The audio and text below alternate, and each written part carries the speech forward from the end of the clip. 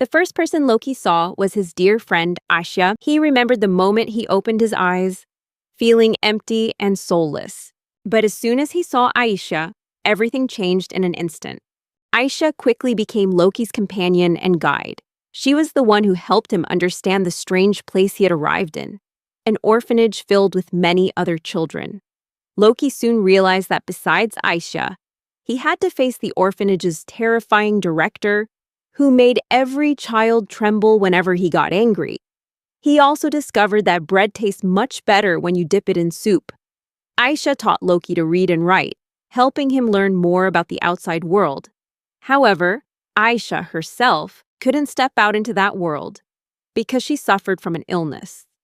Aisha loved to paint, but her paintings were not just simple works of art. They held magic within them.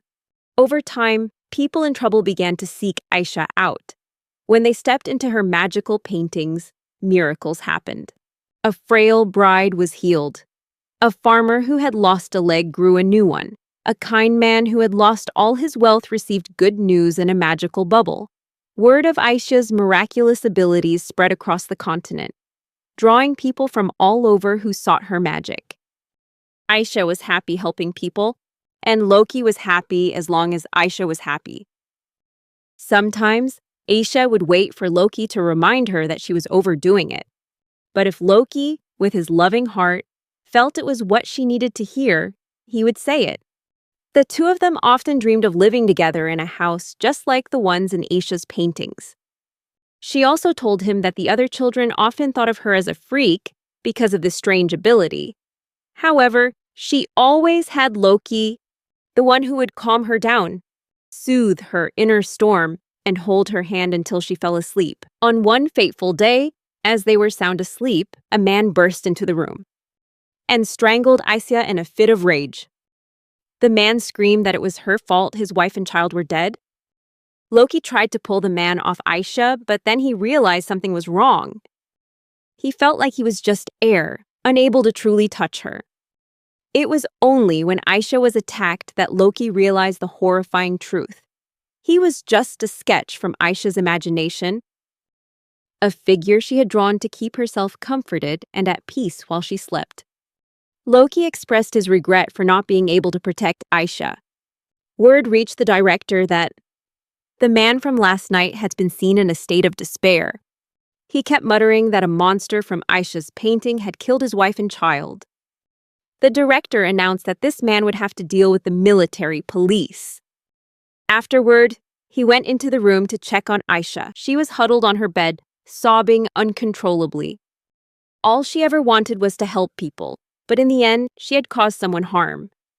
The director tried to encourage her to continue, stressing that her paintings had helped so many people. He advised her to think about what Loki would say. Aisha replied that she could hear Loki's voice right then, encouraging her to carry on. But Loki, who was right there beside her, completely disagreed.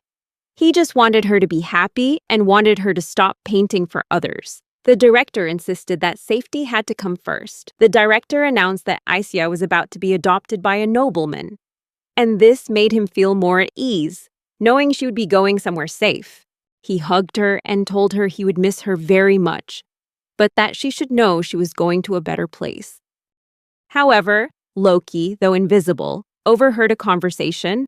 A few people were discussing how the director had intentionally let the man in the day before. Many believed he had sold Aisha off, getting rid of her and her strange paintings to avoid any more trouble. Aisha went with Loki to the nobleman's mansion. The nobleman welcomed her warmly, promising to sincerely accept both her and her paintings. Aisha stood frozen, overwhelmed by the beauty and splendor of the mansion. The nobleman assured her that from now on she was a part of this world and could enjoy all the luxury around her. In his excitement, he led her to a room full of promise.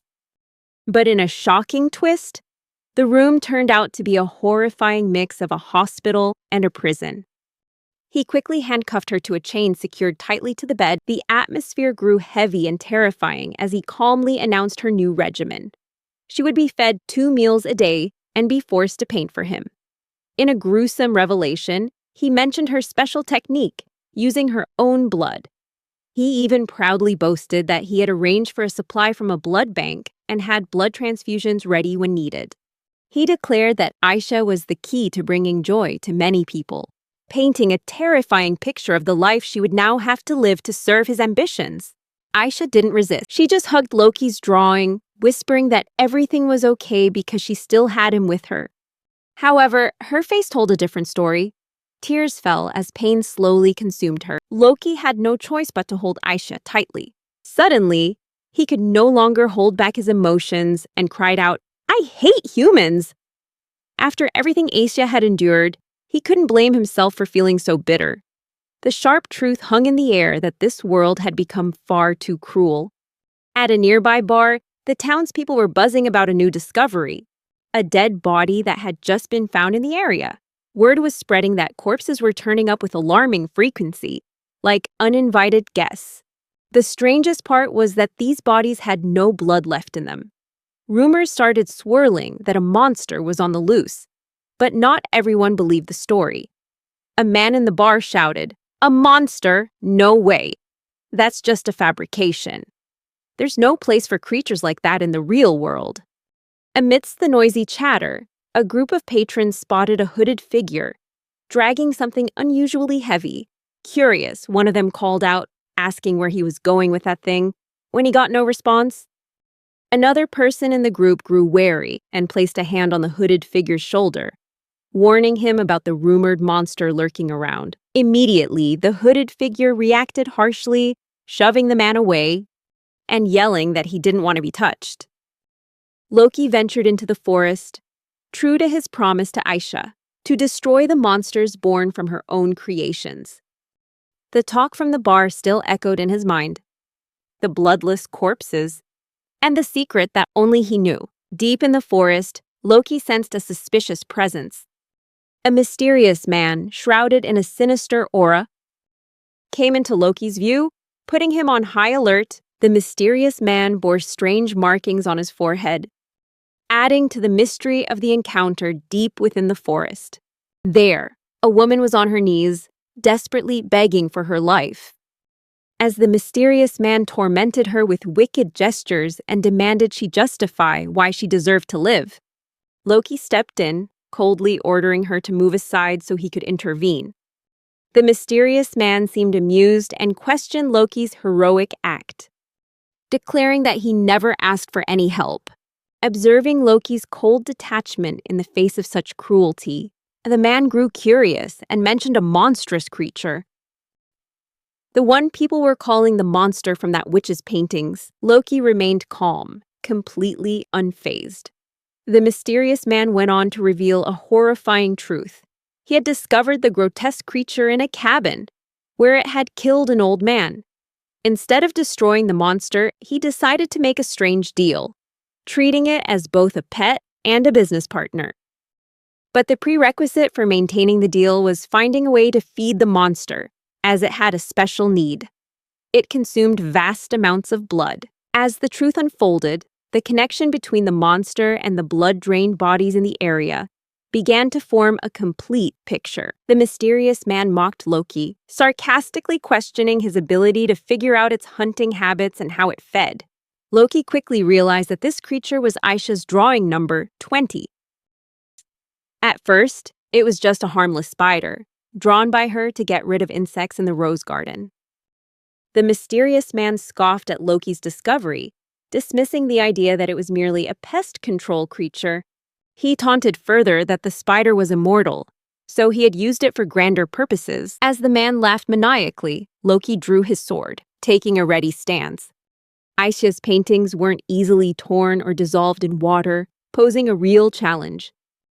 But with cold precision, Loki swiftly destroyed both the drawing and the mysterious man. His face showed no remorse, only a steely resolve born from the belief that humans were nothing but a nuisance.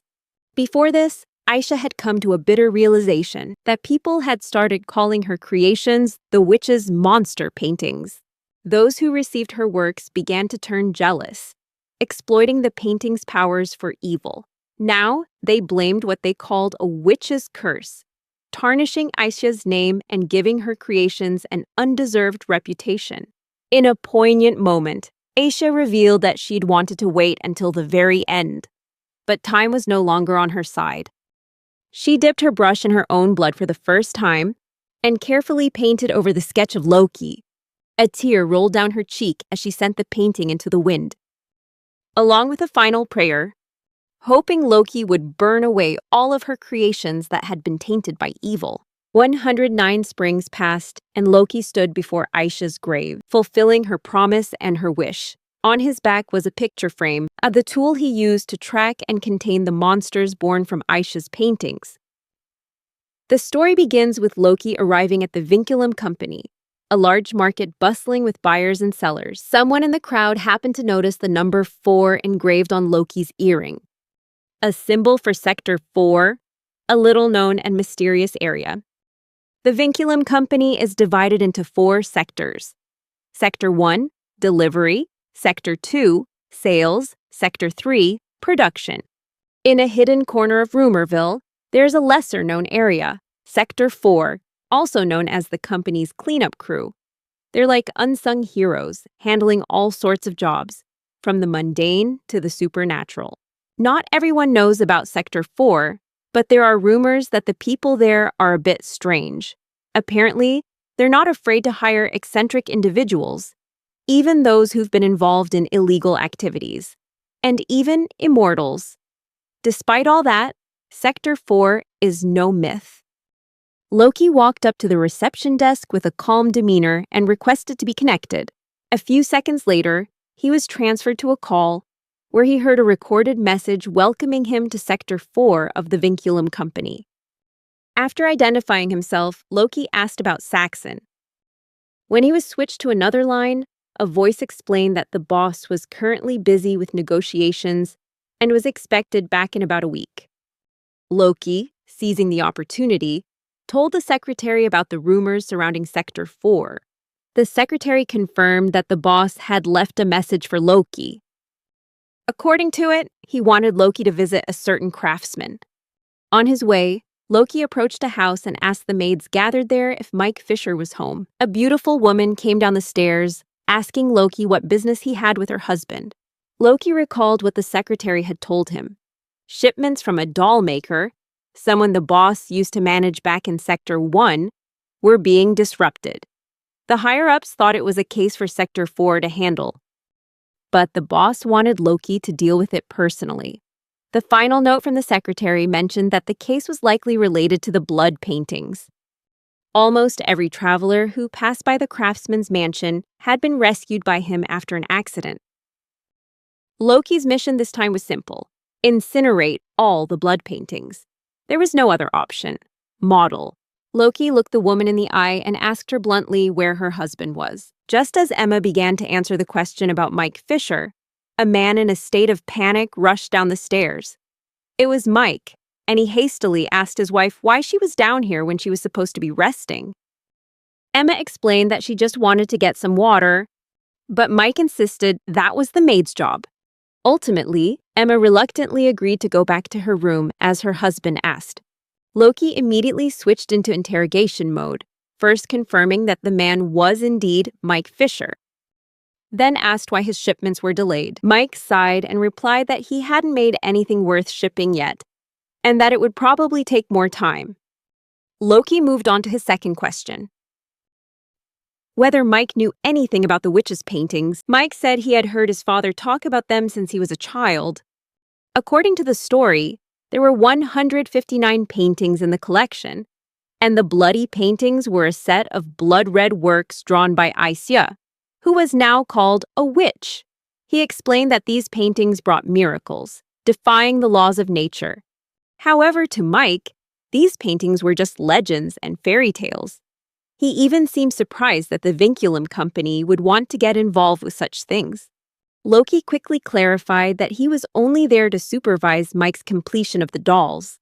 Mike didn't object and invited Loki to stay, saying he was used to having many visitors stop by. Mike laid out 2 conditions. Loki had to help with the housework and keep Emma's health condition a secret. Curious, Loki asked more about Emma's condition, and Mike reluctantly admitted that she was too weak to leave the house. Wanting to quickly change the subject, Mike assigned Loki the task of weeding. However, as Loki turned his back, Mike's scythe suddenly swiped a little too close to him. Fortunately, Loki was quick enough to dodge it, and Mike hastily made the excuse that his hand had slipped. After that incident, Mike led Loki to his private room. Along the way, Loki noticed an unusually large number of maids in the house. Mike explained that he had hired them since Emma fell ill, then pointed towards Emma's room at the end of the hall on the second floor, saying that Loki could visit her anytime. Just as Mike left, while Loki was still trying to get his bearings, a large chandelier suddenly came crashing down right where he was standing. Luckily, Loki dodged it in the nick of time. Unbeknownst to him, a maid had deliberately staged the accident, with the intent of harming Loki. As Loki tried to piece together the strange events, he asked a maid about the previous visitors to the house. To his surprise, he discovered that all the maids were mute for some unknown reason. After some searching, Loki found Emma's room. As he stepped inside, a strange sense of familiarity washed over him. Her posture on the bed, along with the IV drip beside her, was reminiscent of Aisha. For a brief moment, Emma recognized Loki and warmly asked if he had come to stay with her. She cheerfully offered to make him some tea, showing her hospitality. But Loki, as usual, got straight to the point, asking Emma directly if she knew anything about the witch's paintings. Emma was surprised and asked in return if Loki had come to tell stories about those paintings. Realizing this line of questioning wasn't getting him anywhere, Loki moved on to his next question. He wanted to know if Emma knew why her husband's doll shipments were delayed. This question left Emma stunned. She insisted that her husband worked all day and retreated to his doll room at night. According to Mike, all the money from selling the dolls was used to pay the salaries of the maids they now had in the house. Emma sincerely apologized for not understanding her husband's work and explained the communication gap between them. She attributed this to Mike's busy schedule and her own poor health, which prevented them from talking often. Loki began to suspect that Mike might be intentionally keeping Emma confined to the house. But Emma quickly defended her husband, attributing it to his social awkwardness. Recalling the past, Emma recounted their love story. It was a chance encounter when Mike was a puppeteer in a traveling troupe while she lived in a luxurious mansion. Theirs was a story of love at first sight, a romance that crossed the class divide between the rich and the poor. Driven by love, Emma gave up her wealthy life to be with Mike. In the early days, they faced financial hardship, struggling to make ends meet and getting by day, long before Mike's puppetry was recognized. Emma was always happy by his side. This story reminded Loki of Aisha, and he quickly left the room. In the doll room, Mike contemplated the dreadful conversation with the doctor, who had delivered the devastating news about Emma's condition. At first, Mike refused to accept the diagnosis, dismissing it as a common cold, unable to believe the illness was so serious. However, the doctor remained firm, warning that Emma didn't have much time left. Just then, a maid timidly approached and reported to Mike that her attempt to harm Loki had failed. Mike seemed indifferent, uninterested in the details, and gave her a more important task: to collect Loki's blood. This was a ritual she had performed on other guests before. Since the first attempt had failed, Mike ordered her to try again, undaunted. The maid took a knife and headed straight for Loki's room. But when she arrived, she was surprised to find the bed empty. Loki wasn't there. Meanwhile, Loki had quietly gone to the doll room and confronted Mike, questioning him about the constant assassination attempts and the sinister purpose behind collecting blood from guests. The conversation grew tense as Loki delved deeper into the mystery. He pointed out that there had been a total of 12 attempts on his life. The first was by Mike himself, and the rest were carried out by the maids. Loki explained that he had realized the horrible truth. The maids were part of the blood painting. He warned Mike that the painting was reaching its limit. The maids depended on blood to survive, and it was only a matter of time before they lost control and began to kill indiscriminately.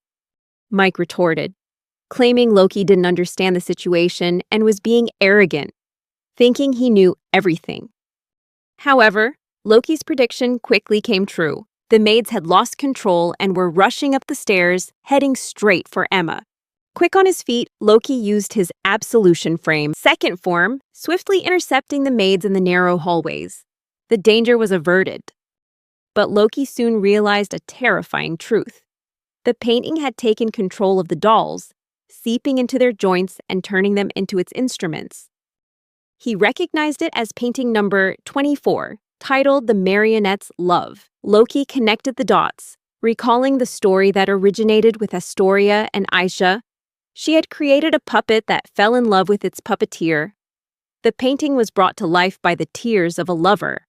Initially, the man who owned the painting was thrilled that his doll had come to life, but soon he grew dissatisfied and started creating more dolls.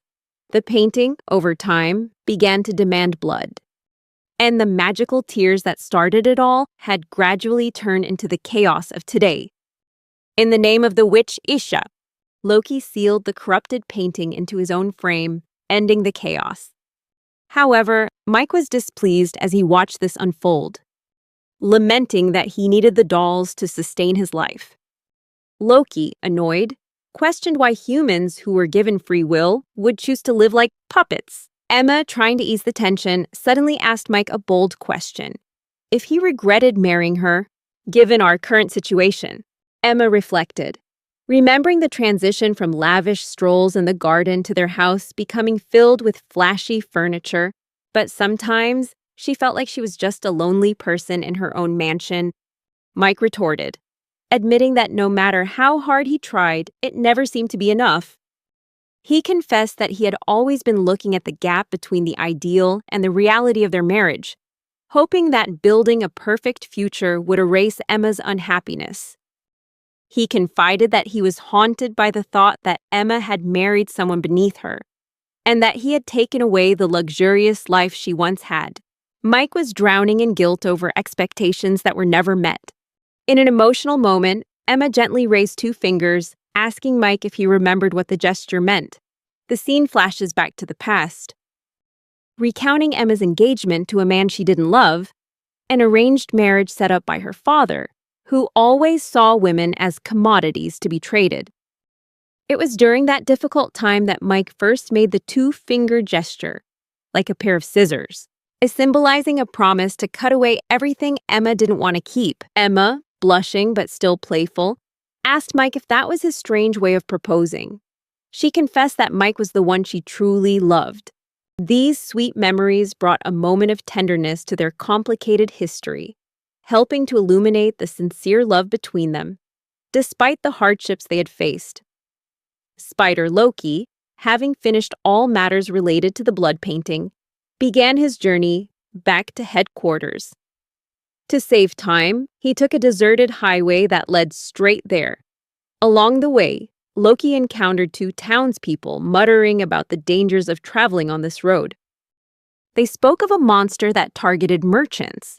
During their conversation, they expressed hope of finding someone to guide them. Upon seeing Loki's symbol, the 2 townspeople breathed a sigh of relief, realizing they had just found the person they were looking for.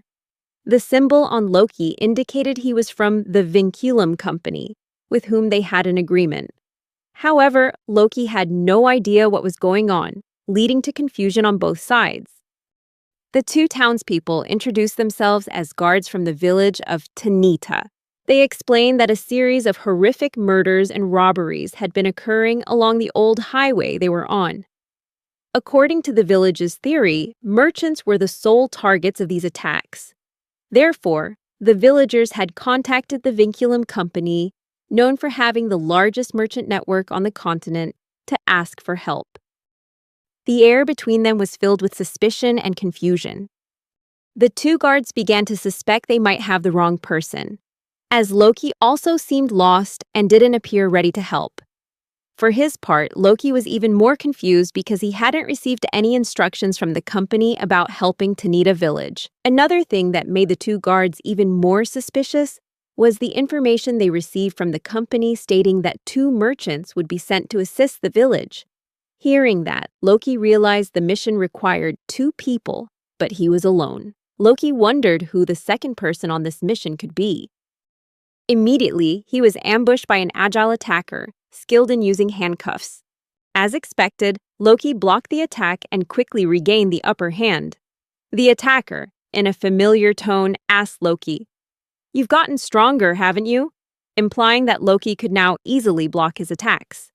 That crazed attacker was none other than Tao Yuan, also known by his nickname White Flash, a member of Sector 4 of the Vinculum Company, just like Loki.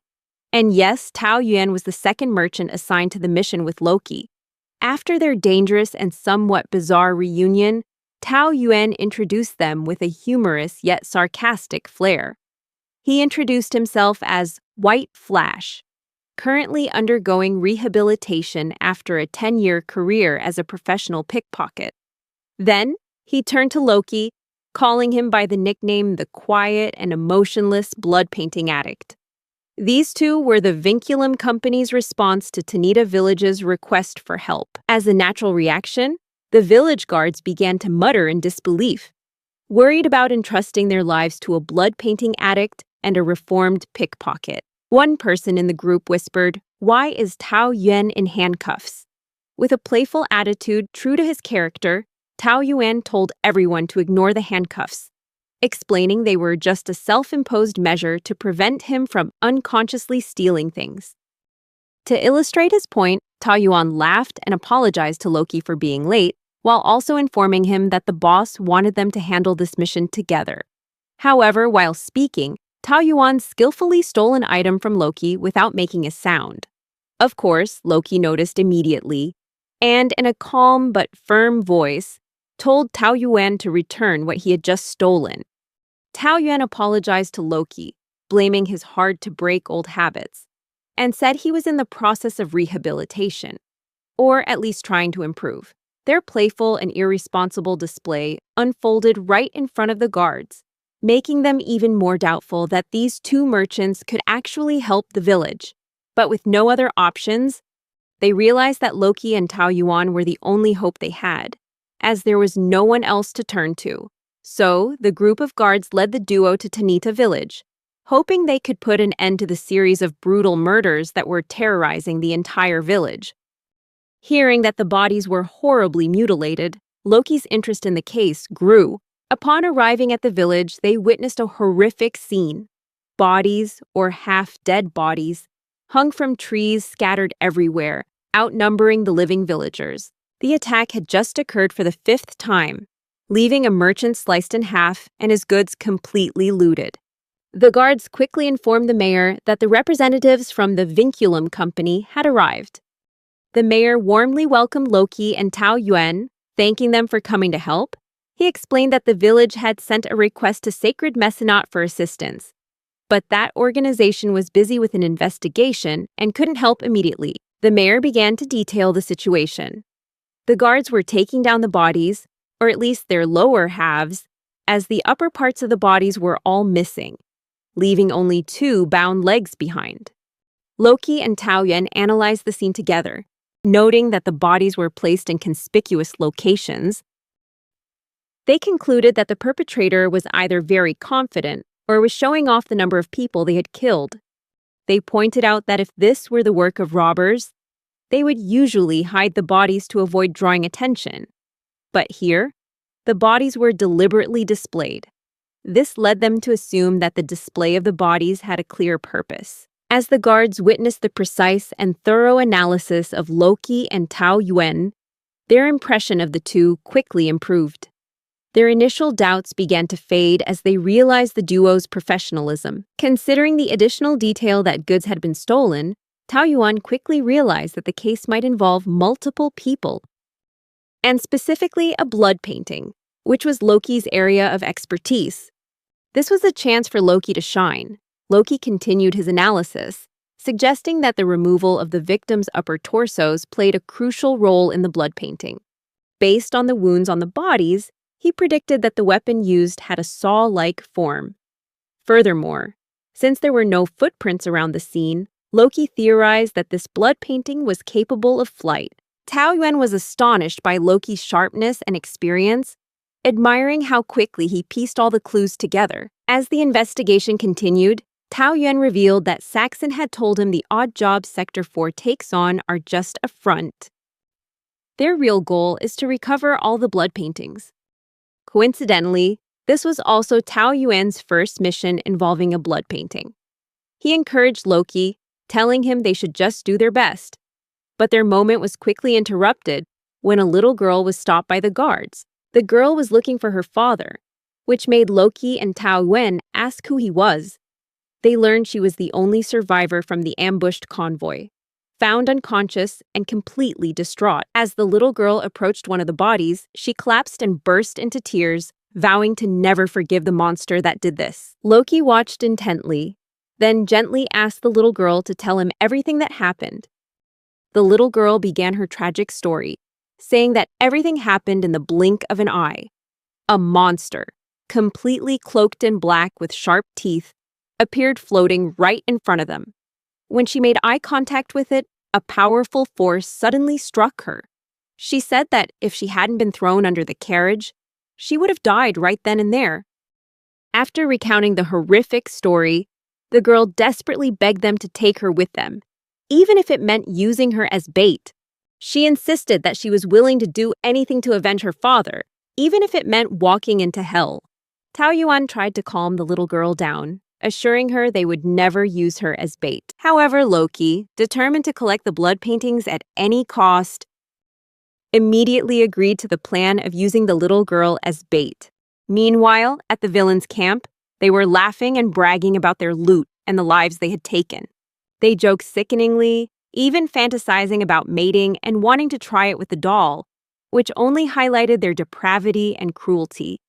Back in the village, the mayor led Loki and Tao Yuan to the guest house that had been prepared for them. Loki immediately asked if the people who had tended to the girl's wounds saw any symbols on her body. When the answer was no, Loki ruled out the possibility that the little girl was the owner of the blood painting. Tao Yuan focused on the girl's well-being, offering his condolences and comforting her by saying that her father, even though he didn't make it, would be happy to know that she had at least survived. Loki then asked the girl if anything strange happened before she lost consciousness. Just then, a representative from Sacred Masonot appeared, with timing so perfect it seemed planned.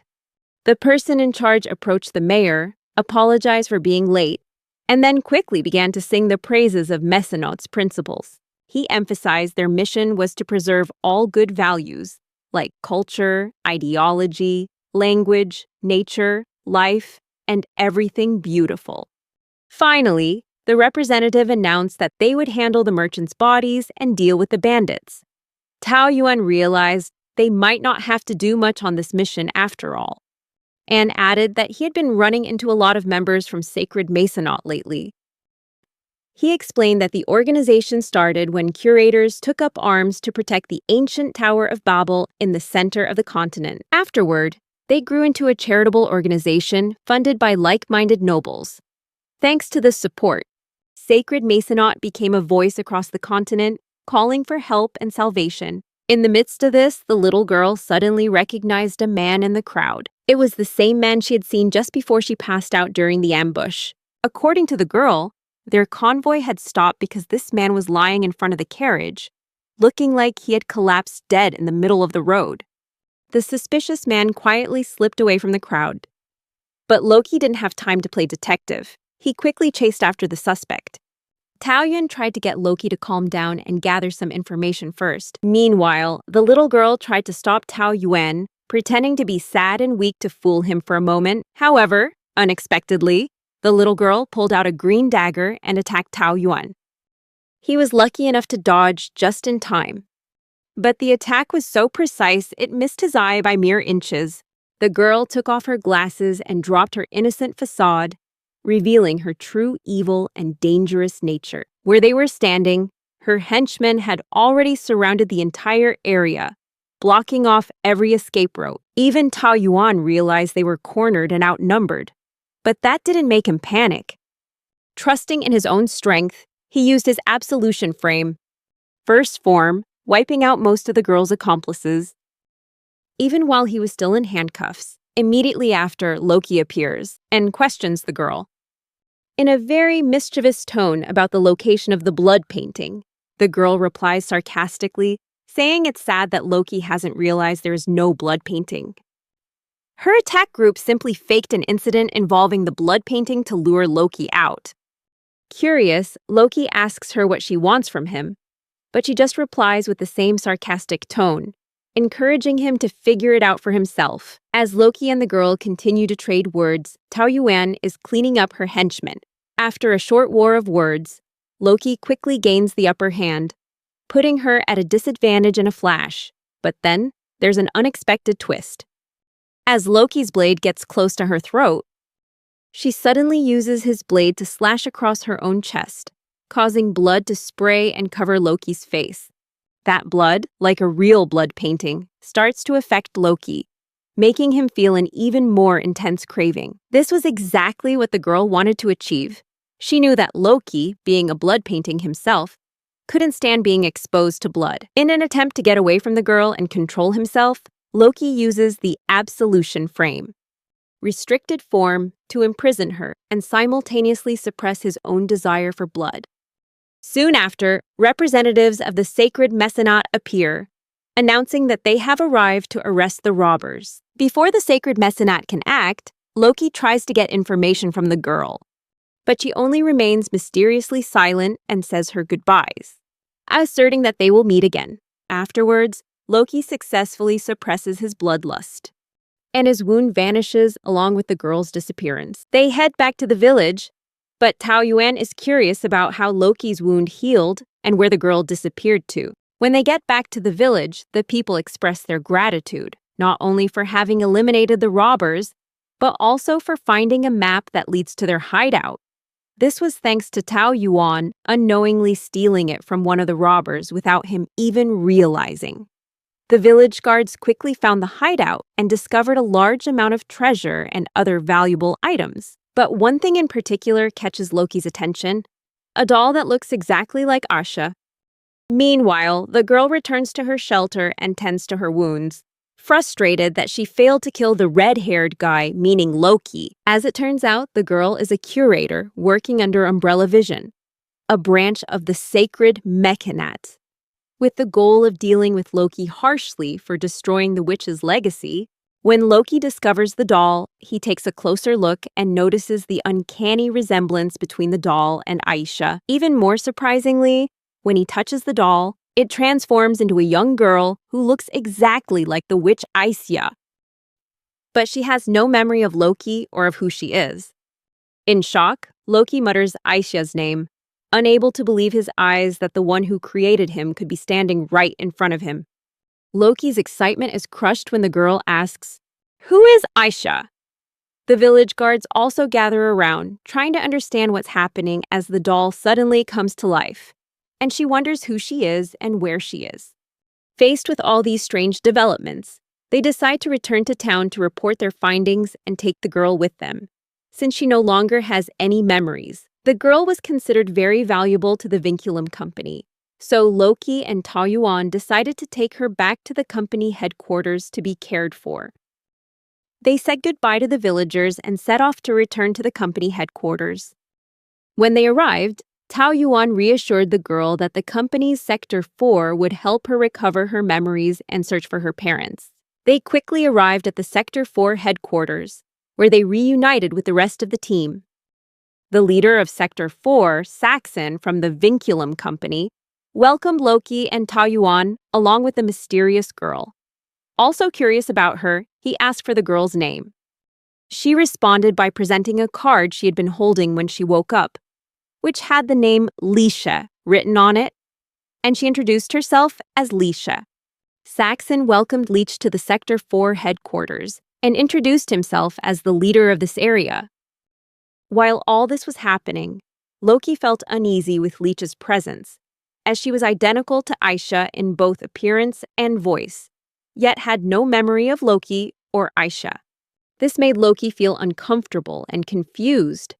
After the introductions, Saxon informed Lisha that Sector 4 would need to conduct a quick medical examination on her, while reassuring her that she had nothing to worry about and should watch her step. Saxon continued to introduce how Sector 4 operates and what their goals are. To track and collect the witches' blood paintings. He explained that their goal is to gather all the blood paintings scattered everywhere. Noticing that Leash knew nothing about the blood paintings, Saxon explained in detail. The blood paintings are special works created by a girl, and there are about 159 paintings in the world. Sector 4's goal is to collect all of these paintings, as they can transform into objects filled with darkness, evil, and death. Saxon continued to explain that humans always want more, and they have wished for things that go far beyond miracles. It was these desires that forced the paintings beyond their limits, making them crave blood. If these paintings touch even a single drop of blood, they will turn into tools of destruction and can never return to being the magical paintings they once were. After the brief explanation, Saxon didn't expect Leash to understand immediately. They walked to the main hall, where they were nearly shot by another member of the sector. Here, Leacha met the remaining members of Sector 4 present at the headquarters. One of the members, a woman, started teasing Loki about how Leisha was identical to Aisha, and asked him how he felt seeing the resemblance. This angered Loki, and he glared at her, which she found very amusing and couldn't stop teasing him about. Saxon intervened, stopping the argument, and ordered Loki to go seal the newly collected blood painting at the headquarters. He also told the girl who was teasing Loki to fix the wall they had damaged, then asked Licha and Tao Yuan to follow him to the lab. However, as everyone was about to follow his orders, they discovered that Leech had disappeared. She had followed Loki down to the vault where the blood paintings were being kept. Loki sealed the blood painting, freeing it from its suffering. Before realizing Leash was standing nearby, he asked her why she came down here, and she explained that she was simply curious about the person she looked like. Lika then asked if Loki knew that person, adding that he had called her Aisha when they first met. This caused Loki to explode in anger, and he screamed at her to stop. Admitting that this resemblance was making him uncomfortable, he said that having Leash look at him with the exact same eyes as Aisha, but as a complete stranger, was messing with his mind. Loki even warned that he wouldn't hold back if Leech really was a blood painting that had transformed into Aisha. This made Leash feel terrible. She wondered what she had said or done to make Loki so furious. As Leash cried, her tears fell onto the painting Loki had just sealed, causing the signature and the blood stain on it to gradually disappear. In an attempt to fix the damage, she redrew the signature with her tears. As she did this, the magical painting that the monster once was suddenly came back to life, and she reversed the transformation that blood paintings undergo, something that was thought to be impossible until now. Leecha began to play with her new friend, a bird from a painting, but her joy was quickly cut short by a member of Area 4 who was looking for her to conduct tests. This member teased her, saying that they would draw every last drop of blood from her body. Hearing that, as expected, Leash panicked and made her new bird, now her companion, attack the person from Area 4. An opportunity to escape opened up from there, and Leecha and the bird quickly fled. Upon realizing they had escaped, the Area 4 member suddenly discovered that the bird was actually a blood painting, making the situation much more dangerous than he had anticipated. He tried to call Leecha back, but just like anyone else, she didn't want to have all her blood drawn. Meanwhile, Taoyuan began searching for Leeche, while Loki came in to report to Saxon that he had finished sealing the blood paintings. During their conversation, Loki and Saxon discussed the Sacred Art Organization and the group of robbers they had encountered earlier. According to his findings, Saxon revealed that the mysterious group of robbers was collecting blood paintings and seemed to be plotting something terrible with the paintings they had gathered. Saxon suspected that the incident in the village was caused by this group to get Loki out of the picture and prevent him from destroying the blood paintings. Although this was just speculation, Saxon assured him that he would continue to investigate further. As for Leisha, nothing unusual was found during her test, and the results showed she was a completely normal human who just happened to have an uncanny resemblance to a witch. Eventually, a member of the group, found her. But Leisha continued to flee, forcing Loki and the others to contact her through the blood painting. It turned out that blood paintings had the ability to allow people to communicate over long distances. Leech's ability to transform the blood paintings into magical ones astonished everyone. And after a while, they found her to witness it for themselves. When Loki tried to take the creature from Leecha, she resisted in the exact same way Aisha had reacted when she created the painting and it was taken from her. This made Loki change his mind about destroying the blood painting, instead postponing the inevitable. To all the Area 4 members who witnessed it, this came as a huge shock. Based on what had happened, they slowly came to the conclusion that Leecha might be the second witch. While some members of Area 4 took Leche shopping, Loki watched from a distance, seeing Leche run through the streets, looking exactly like the person he loved, Aisha.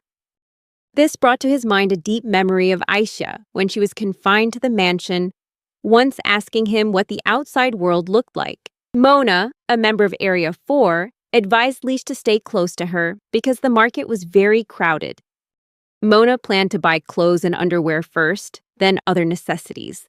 Loki silently followed them from afar, but kept his distance so as not to get too close. Levi complained about feeling Loki's sharp gaze from a distance, while Kite wondered why Loki would join them if he disliked crowds. Tao Yuan, ever cheerful, expressed his surprise and excitement at seeing Loki follow them to the festival. Earlier that morning, Mona had asked the director if she could take Leche out to a nearby festival to buy new clothes for her. The director happily agreed, saying she could go. When Tao Yuan heard about this, he also asked for permission to go with Moana. Levi decided to join so he wouldn't miss out on the good sales. Heidel joined in as well, hoping to meet someone at the festival, perhaps a beautiful lady. When Loki appeared, he simply said that he wanted to go with everyone.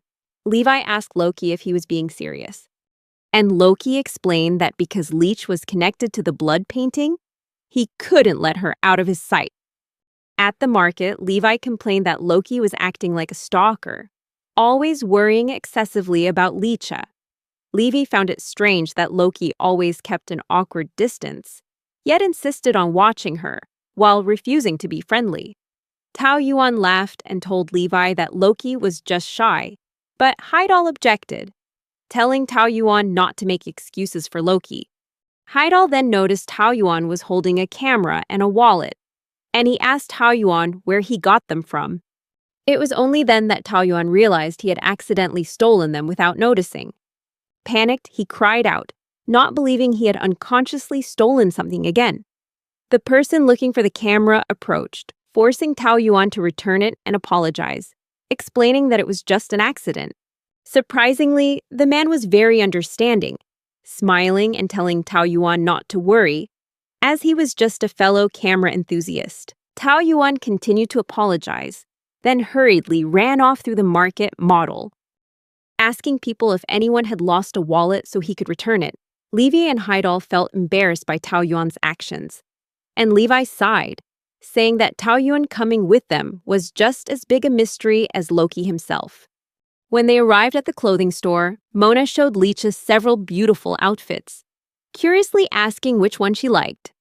Anxiously, Leecha confessed that she couldn't afford any of them. However, Mona smiled and reassured her not to worry, saying they would just deduct it from Loki's pay. Levi encouraged Leech to pick something more fashionable, urging her to choose the cutest items since she had the chance. He even picked out an elegant dress for her. Meanwhile, Heidel had the opposite view, arguing that subtlety was the essence of beauty, and he chose a simple dress for Leech, insisting she should wear it. Leecha, worried about which outfit to choose, looked toward Loki in confusion, but Loki avoided her gaze, which made her feel scared and unsure of her choice. Levi chuckled, advising Leech that worrying about Loki's reaction wouldn't get her anywhere. Leech admitted she felt anxious, explaining it was because she was using Loki's money. Levi reassured her, saying it was fine and encouraged her to pick the dress, while also expressing surprise that Saxon had created Area 4 just for Loki. Levi's comment caught Leech's attention, and she asked if they were collecting the blood paintings just for Loki, too. Levi explained that the reason he joined Area 4 was to find someone, and hunting for blood paintings was just a means to an end. Heidel revealed that he joined Area 4 after being forced to flee his country because of a blood painting, and now he was determined to find it again. Mona explained that she wasn't an official member of Area 4, but she always tried to help as much as she could. She also mentioned Loki, saying that his reason for joining was very clear. While Mona was explaining that Tao Yuan had only recently joined Area 4, Leech began to lose focus, thinking about Saxon's earlier words. Saxon had told her that Loki was uncertain about her, because she looked too much like the witch he had loved. Saxon had also advised her not to blame Loki for it. Levi noticed Leash was lost in thought and asked if she was still worried about what Loki thought. Then, Levi led her over to Loki, suggesting they should take a boat ride together.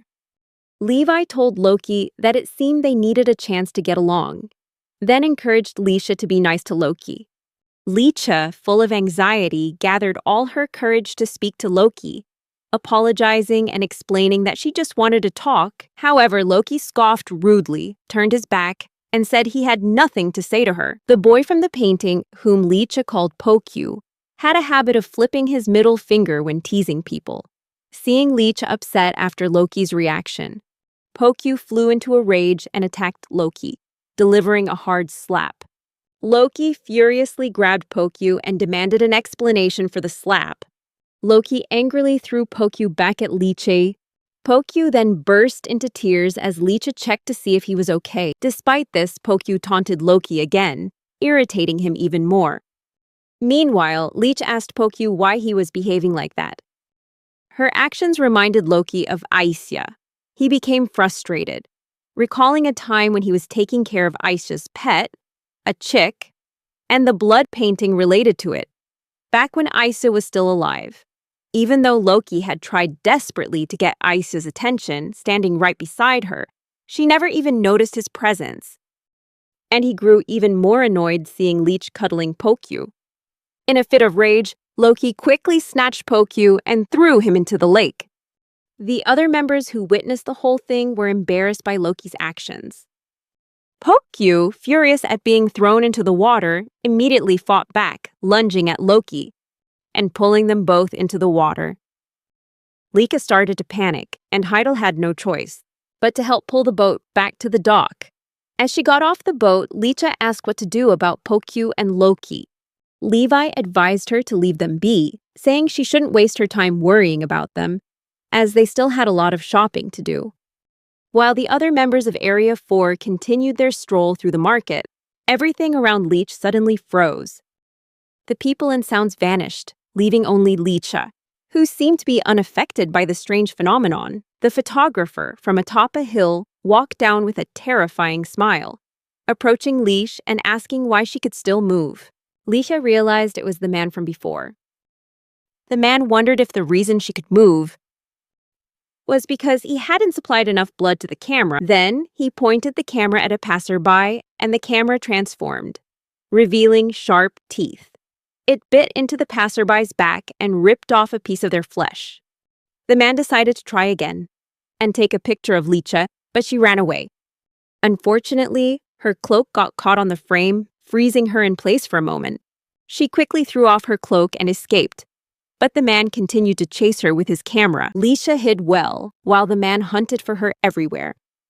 Unfortunately, Pokyu happened to fly towards her and landed on the ground. Licha, happy to see it, asked Pokyu where Loki was. But Pokyu pretended not to know. Saxon suddenly called out, and Leech and Pokyu had to cover their mouths to stay quiet. Leek whispered everything to Saxon, recounting the entire incident. Saxon warned her about the involvement of the blood paintings and advised her not to get caught. When Leech asked about leaving the others behind, Saxon sadly confirmed that they had no choice.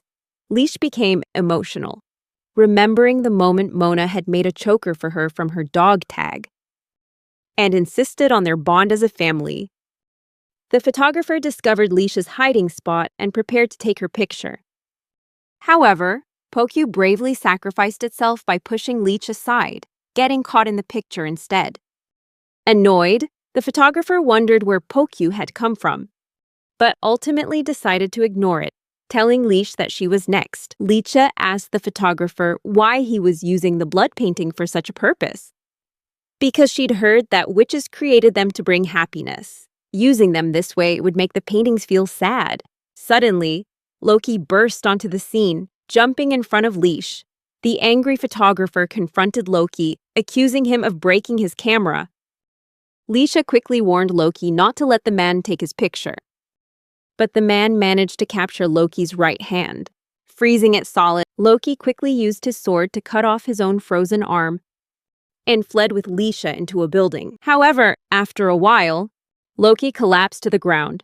Leisha worried about Loki's arm, but he reassured her that she didn't need to worry, because if they destroyed the camera, his arm would return. Seeing Leech cry, Loki realized that whenever she cried or laughed, he felt a burning pain in the back of his throat. This wasn't because he was thirsty for blood, but because she was so much like Aisya, and it was painful to watch her experience the outside world that Aisya had longed for. Loki explained to Leecha that the camera was actually painting number 1, called the Magic Box. Originally, it was just a simple sketch in the shape of a camera that Aisha had imagined while she was locked in the tower. As her imagination ran wild, she drew the things she read about in books and newspapers before she died. She even used her own blood on these simple sketches, hoping they would bring joy to the world. Loki expressed his hatred for humans, for they had trampled on Aisha's legacy. As the photographer continued to search outside, Loki quickly threw his cloak at him, and the photographer immediately froze it. Loki seized the opportunity to rush the man, recalling the plan he had discussed with Leecha. Loki had told Leech that even though she wasn't strong, she could still erase the paintings. These paintings needed 3 conditions to work: a wish, a signature, and Aisya's blood. If any one of these was missing, they would stop working. Loki told Leecha that he would distract the man, and that even if he got frozen, she should focus on erasing the signature on the painting. Fortunately, Leek managed to erase the signature by causing the camera to disappear, and everything returned to normal. Right after, a woman spotted the photographer with a wound on his back and screamed, thinking he'd been stabbed. The photographer, in a state of shock, began to break down. But an enraged Loki knocked him unconscious. While having dinner at the company, Levi confessed that he didn't realize anything had happened. While Heidel said he wished he could have used the camera, they all joked about the situation and invited Loki to eat with them. Levi even mentioned that Loki never seemed to eat. As Loki walked by, he recalled Aisha once telling him that bread tastes better when dipped in soup. When Loki shared this, everyone was surprised, wondering when he had suddenly taken an interest in food. The next morning, Leecha and Tao Yuan were walking around town. Tao Yuan was delighted to learn that Loki had picked out clothes for Leecha, and Leech was also pleased that Tao Yuan had returned everyone's wallets. Tao Yuan was excited because he was getting closer to making a recovery and seeing his brother again. Suddenly, Leech sensed a presence behind her and turned around, terrified to see a giant blood painting of a dog. But after rubbing her eyes, she found that the dog was gone, as if it had never been there at all. After she tried on a new outfit from the market, the members of Section 4 continued to compliment Leisha on her appearance. Saxon then mentioned the strange phenomenon of Leech being able to move, even though the entire village had been frozen by the photographer earlier. This was similar to how the blood paintings didn't affect Aisha, and it seemed Leecha possessed the same ability. Afterward, the members of Section 4 received a report about a strange disease called issues. According to the report, someone from Section 1 had contracted it, and its method of transmission was still unknown. The infected would develop skin discoloration that resembled bandages, eventually becoming mummified and dying once their entire body was covered. At the same time, rumors circulated about a large black dog appearing in town, suggesting a possible link between the disease and the blood paintings. Leecha told Saxon she had seen the dog, and that it had vanished quickly, seemingly in pain. The painting had even asked for her help, which surprised Loki, since this was the first time a painting had approached Leech on its own. Leecha added that if someone was using the witch's paintings for evil purposes, she wanted to stop them. Saxon agreed, reassuring her that dealing with the painting would be possible with her and Loki working together. He ordered them to go to the infected town to investigate. Since Tao Yuan had relatives there, Saxon encouraged him to join as well, though Loki warned of the risk of infection. Saxon then informed them of the sacred Mecenat organization's involvement in the scheme. The trio set off for the town. When they arrived, guards stopped them from entering. Loki clarified that they were from the Vinculum Company and were there to cooperate with the investigation, as their own employees had also been infected. Although the guards understood the importance of the Vinculum Company, they hesitated to let them in. However, when Peter, an intermediate curator, arrived, he ordered the guards to let them pass. Peter knew that Section 4 handled unusual incidents, and this mysterious illness was beyond their capabilities. He hoped that help from Section 4 would benefit the investigation. Loki asked Peter about the situation. Peter explained that the disease was discovered 2 weeks ago, just 5 days after their arrival. The number of infected was increasing daily, and they had already identified 4 cases within their own group.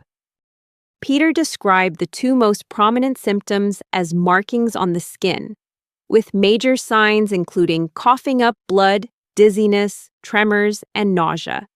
These markings spread slowly and led to death once they are fully developed. The investigation showed that an increased heart rate speeds up the disease's progression. When they reached the village shelter, Tao Yuan was shocked to see his brother, Kan, who was in a wheelchair and also infected. Kan expressed his surprise, reminding Tao Yuan that he had told him not to return until his handcuffs were removed. Tao Yuan explained he couldn't ignore his brother when he needed help. Kan, however, urged him to leave, not wanting Tao Yuan to witness his inevitable decline. Tao Yuan approached his brother, reassuring him that he wasn't going to die, and they will find a cure. But before Tao Yuan could finish speaking, Kan started vomiting blood. The doctors quickly ran to help him. At the same time, another woman lost her husband to the disease, causing tensions in the center to rise, forcing Loki, Tao Yuan, and Li Che to go outside. Once outside, Tao Yuan shared that since he was a child, he's had excellent sorting skills and nimble fingers. Thanks to that, he supported himself by pickpocketing. These skills led him to his family and to meeting the brothers Kan and Cho. The days with them were always happy, and they tried so hard to help him reform. Even though they weren't related by blood, they were still his family. Tao Yuan earnestly urged Loki and Leech to work together to find a solution. Afterward, Tao Yuan went back to visit his brother Kan, but Kan was angry that Tao Yuan was still there, even though he had told him to leave. Kan asked Loki to take Tao Yuan away, and Loki agreed, saying he would do so after retrieving the painting. Tao Yuan decided to gather more information by running off to investigate. As Tao Yuan left, Loki asked Kan if he had also seen the black dog. Kan explained that he had met the dog when he was drunk, fell down, and passed out. When he woke up, the dog was staring at him, and that incident coincided with the day he got infected. Suddenly, a strange drunk man appeared, demanding to know what the group was talking about. Kan complained about how he always wants to drink, no matter the situation. The man, introducing himself as Seth, revealed that he came to this village just to find alcohol, but ended up getting infected. In a bizarre move, Seth creepily approached Leisha, licked her finger, and commented on her appearance. Leisha was disgusted, and Pokyu was furious.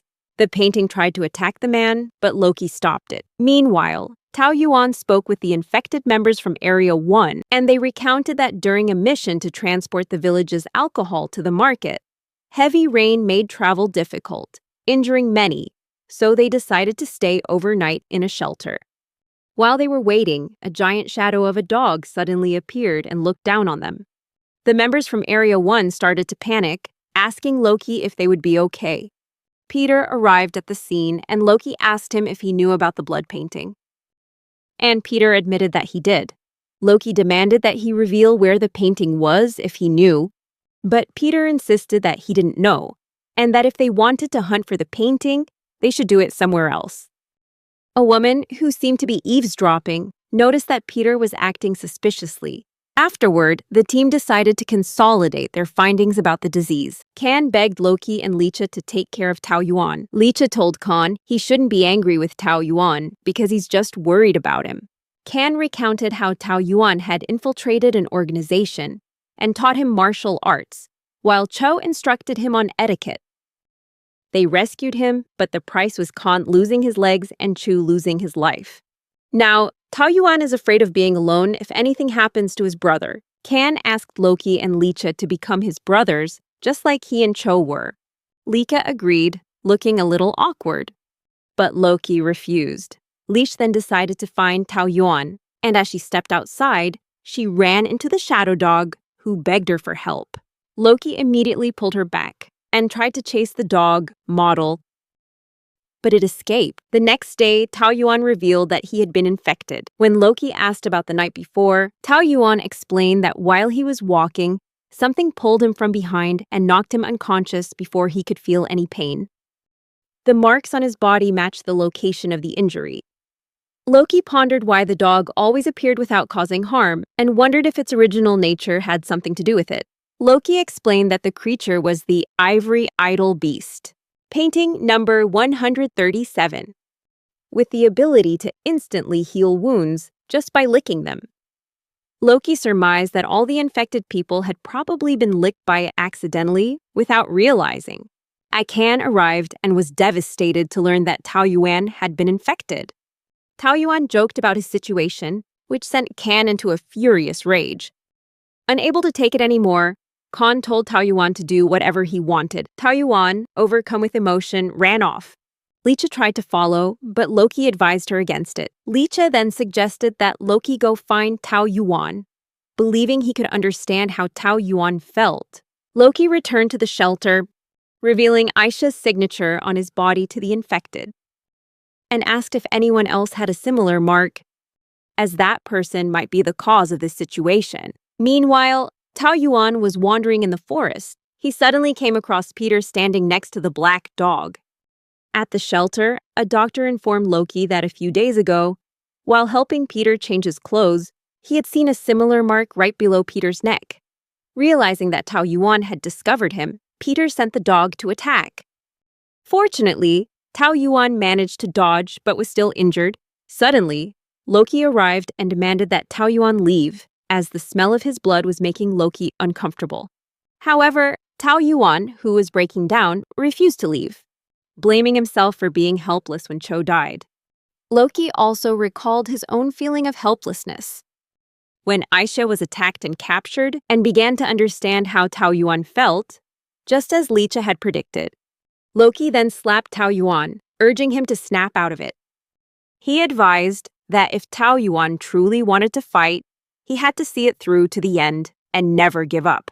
Peter, growing impatient with their emotional scene, said he couldn't stand to watch any longer. Finally, Loki could hear the black dog's silent plea, a cry for help to be set free. As he prepared to fight, Loki reassured the dog, saying he would burn it until nothing was left. Going back a few years, Tao Yuan was just a lonely child on the streets, with no parents or guardians to care for him. He was forced to live a life of crime, specializing in petty theft just to get food. After a while, Tao Yuan became very good at it. However, every time he was caught, Tao Yuan was brutally beaten. One day, Tao Yuan stole some money from two men on the street. He almost got away, but was eventually caught and beaten. Despite the beating, the two men expressed admiration for Tao Yuan's courage. For a young boy to dare steal from adults and nearly escape was no small feat. These two men were Kan and Cho, who would later become Tao Yuan's brothers.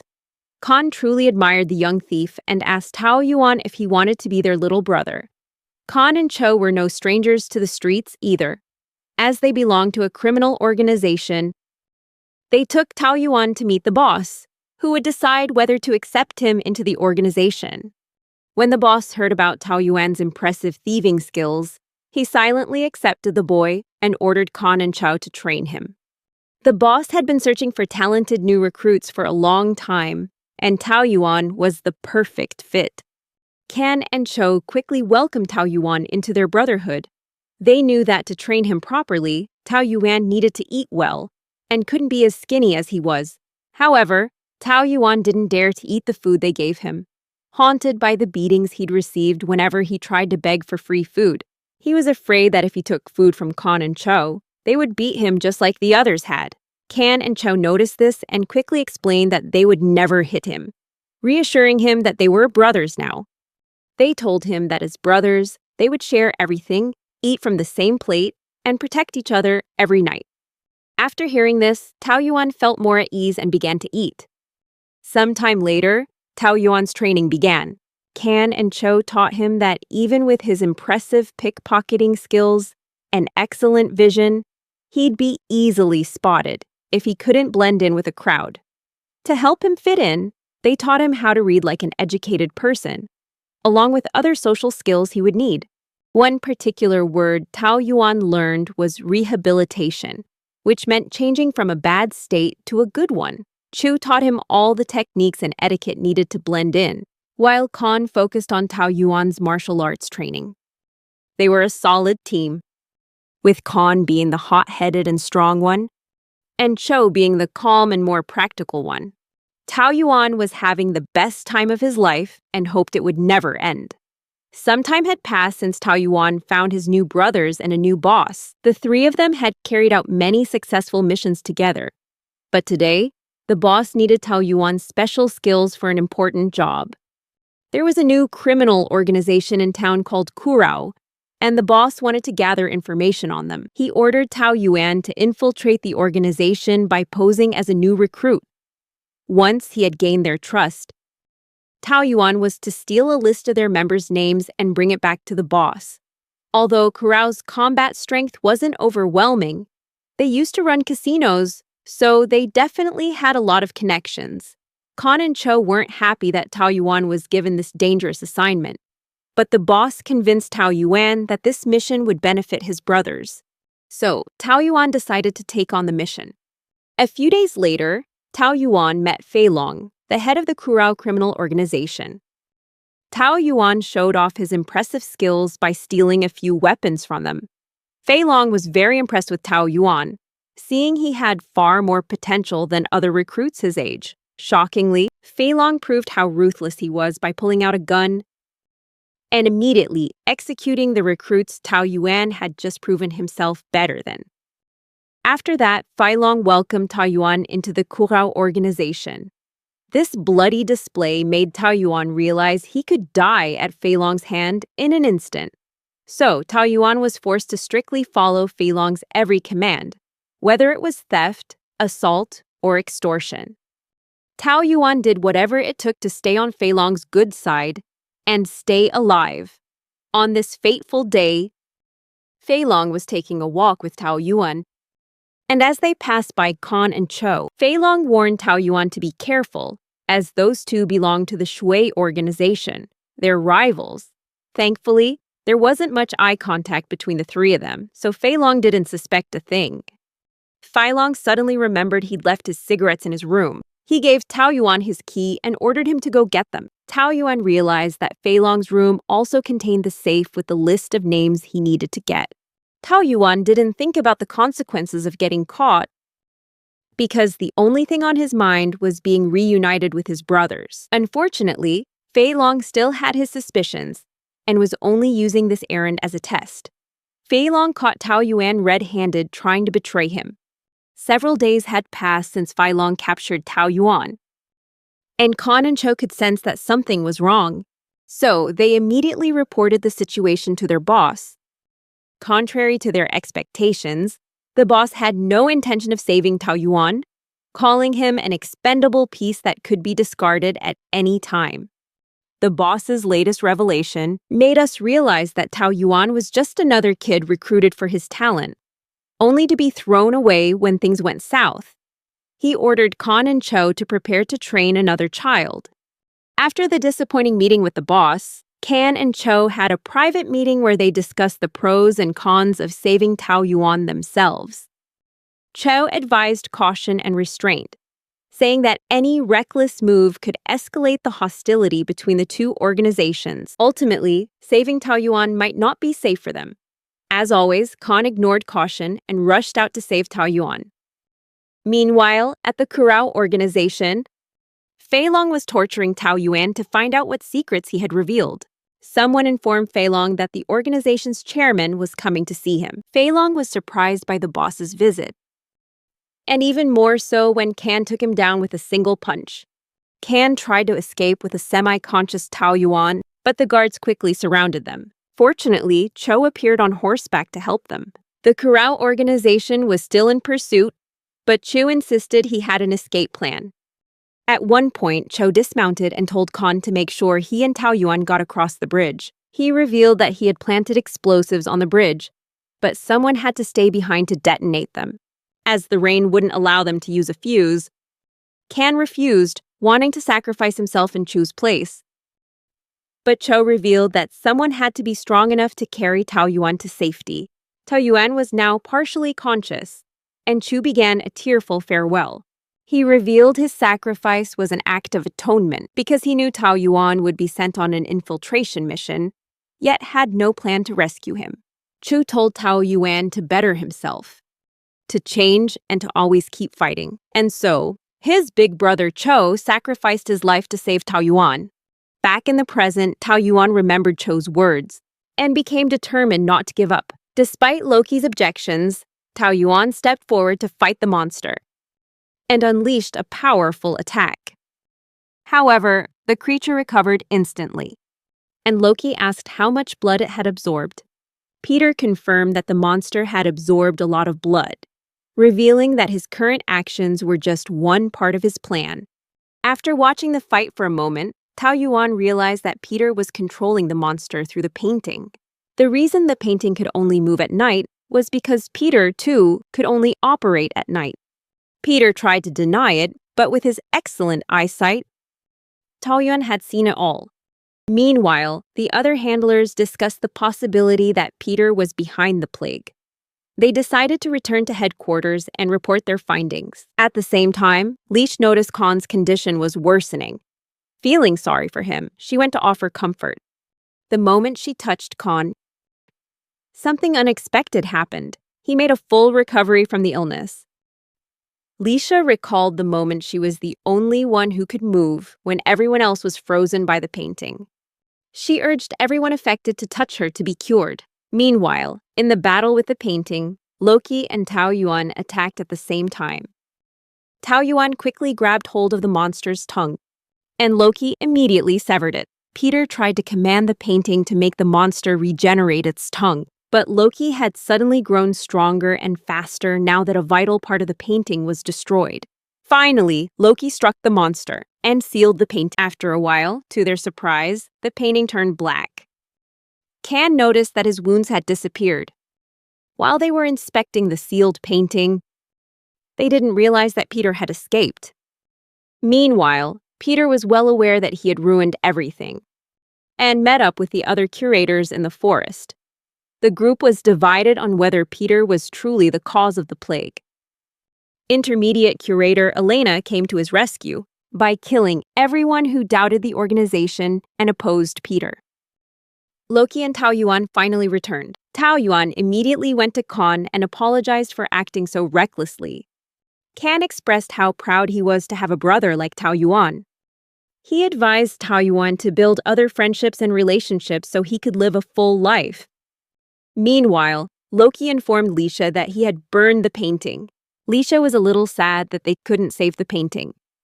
But Loki revealed that he knew the painting wanted to be burned to be set free. So, in the end, they had rescued it. Meanwhile, Elena reported back to the curators that although that painting had been burned, they had found something even better. White Sacred Beast painting had appeared after the last mission. Loki had now returned to the Sector 4 headquarters of the Vinculum Company. However, Loki hadn't been quite right for a while, and it had something to do with Leisha. Before, whenever he looked at Leisha, he would always see a vivid image of Aisia But it seemed things had changed a bit now. Loki was roused from his thoughts when Saxon entered the office. Saxon started talking about Loki's conflict with Mechanat, clarifying that the Vinculum company wanted to avoid any public disputes with them. Thankfully, no complaint letters were sent to the Sector 4 headquarters, so Mechanat might have decided to just let the whole thing go. From his perspective, this made Saxon even more suspicious. But Loki was currently more concerned about the jet black nature of the final painting. This made Saxon all the more suspicious from his point of view. But right now, Loki was more interested in the jet black nature of the final painting. It was common knowledge that paintings would usually progress into deeper shades of red and black, but the state of the final painting they encountered, the one involving the ivory sacred beast, was something they had never seen before. Loki also remembered that the intermediate curator, Peter, had mentioned the painting was only a part of their plan.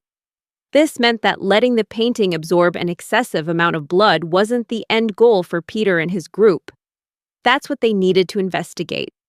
Saxon revealed that he had found another lead, but this time it wasn't related to Mechanat. He asked Loki to go to the bustling black market of Doltrone, a location quite far from the main headquarters. Saxon wanted Loki to follow up on any reports related to the paintings, but even more importantly, Loki had to investigate Leech's origins. Saxon revealed that he had done some research on the box Leech was in when she was still a doll. It turned out the box wasn't made by any craftsman associated with the Vinculum company. After further research, Saxon realized that the box's style of craftsmanship was very common in the Doltrone black market, hence the need to go there. Saxon's best guess was that the doll might have been put up for auction in Doltrone. Saxon had also found a connection between Leech and the paintings. He had a record of the paintings they'd found before Leech's arrival, and of course, after. Before Leech came, they had to put in tremendous effort gathering rumors, compiling data, and predicting patterns just to guess a painting's potential location. Now, the paintings had become far too easy to find. Saxon also reminded Loki of the time he lost track of Leech, only to suddenly find himself in the same place as her. All this evidence pointed to only one hypothesis, that the blood-soaked paintings were drawn to Leech. Saxon felt that if this was true, it would be safer for Loki and Leech to be on the move rather than stay at the Sector 4 headquarters. Noticing that Loki seemed unfocused, he asked what was wrong. Loki revealed that he'd been thinking about Saxon's hypothesis, and it made sense. He shared that whenever he was near Leech, he'd feel a vibration in his chest, which was different from the usual sensation he got in his throat. This could mean that Loki was drawn to Leech, because she herself was a painting. Saxon saw an opportunity in this revelation, and he had a theory he wanted Loki to test. Meanwhile, Miss Mona interrupted their discussion to announce that lunch was ready. Mona glanced around the room and noticed a very old clock that no longer seemed to work. Saxon confirmed that the clock was as old as Sector 4 itself, and all of its gears had stopped turning. However, since it had been there for so long, it held sentimental value for the headquarters. Meanwhile, Loki's words still echoed in Saxon's mind. He was quite surprised that this day had actually come, the day Loki admitted he was drawn to Leecha. Saxon could sense something interesting was cooking, and it wasn't just the food in the kitchen. Meanwhile, at the headquarters of Sacred Mechanat, Elena is questioned about her role in letting the ivory sacred beast painting burn. Her superior is so furious he wants to chop off her head. However, Elena informs him that the burned painting is nothing compared to what she discovered on her recent mission. Sacred Mechanat knows full well how special blood paintings are. He calls them miracles, born from the bloodline of a child of God. If Elena insists that her recent discovery is even more interesting than a precious blood painting, then he is definitely intrigued. Elena reveals that she has seen the second witch. She recounts that Leisha nullified the painting's effect with just a single touch.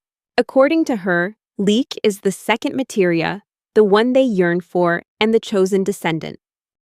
Sacred Messenote admits this is a very interesting discovery, but they need to conduct research to confirm it. Elena agrees and demands that in return, she be promoted from intermediate curator to special curator. Elena requests permission to perform the necessary ritual for the promotion. The Stigmata ritual. Inside Loki's mind, Saxon's suggestion repeats over and over. Saxon had mentioned Leech's immunity to the effects of the blood paintings, as well as how she healed the sick in Ishus with just a touch. As a result, Saxon suggested that Loki should try touching Leech. Just a single gentle touch. Loki is surprised to find Leisha cooking in the kitchen. Leisha reveals she's been taking cooking classes with Mona. She invites Loki to try her food. But he downplays his need to eat or even sleep, since he is just a painting. However, Leisha still wants him to try, and reminds him that he was the one who introduced her to that wonderful bread and soup combo. Leika offers the steaming bowl of soup to Loki, but just as their hands are about to touch, Loki unconsciously knocks the bowl to the floor and runs away. Loki recalls his time with Aisha, when she was constantly yelled at and treated horribly by her master. The only thing that stopped him from hitting her was the fear that it would waste her precious blood.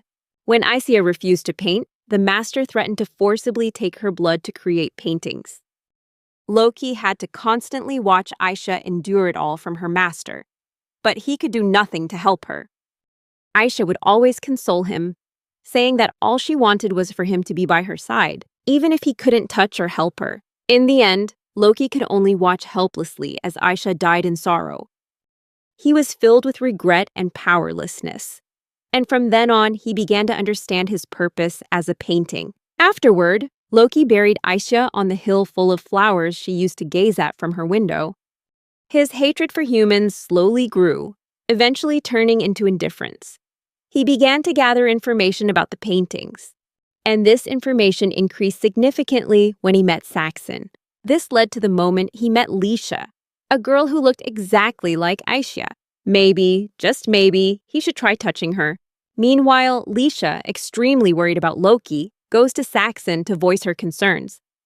She tells Saxon that Loki has been acting strange ever since they returned from their last mission. Sometimes, she catches him staring intently at her from a distance, but whenever she gets closer, he pulls away. Saxon knows it has been exactly 5 days since he suggested Loki try touching Leash. He is currently fixing the old clock that Mona once mentioned. He reveals that when you overwork something, it eventually falls apart, whether it's a clock, a person, or even a blood painting. Saxon says that Loki is exhausted from trying to keep the promise he made to Aisha. Over time, Loki grew more and more indifferent to humans and to life itself. The bloodlust that comes after physical contact doesn't help matters. However, Saxon emphasizes that the need for physical contact is essential for a human or even a painting. Saxon reveals that if there is anyone who can touch Loki without causing any negative effects, it would be Leech. Leech understands this message clearly and immediately runs off to find Loki. She finds him alone somewhere in town, sits down, and begins to talk about his need for physical contact. She asks if he longs for that contact with her. When she tried to touch him, Loki instinctively pulled back a bit. She realized it was because she looked so much like Aisha. Loki, in tears, revealed that he'd always wanted to touch and comfort her. Slowly, he moved closer and touched Leech's cheek, feeling the warmth of human contact and realizing she was truly alive. Finally, Loki and Leech embraced, releasing all their pent-up emotions. Meanwhile, Elena prepared to perform the ritual to become a special administrator. The ritual required 2 things, a painting drenched in blood and a perfect replica. Although the ritual took some time, Elena endured it and finally became the special administrator. Back at Sector 4 headquarters, things between Loki and Leash had returned to normal. Like clockwork, Loki informed her of an upcoming trip.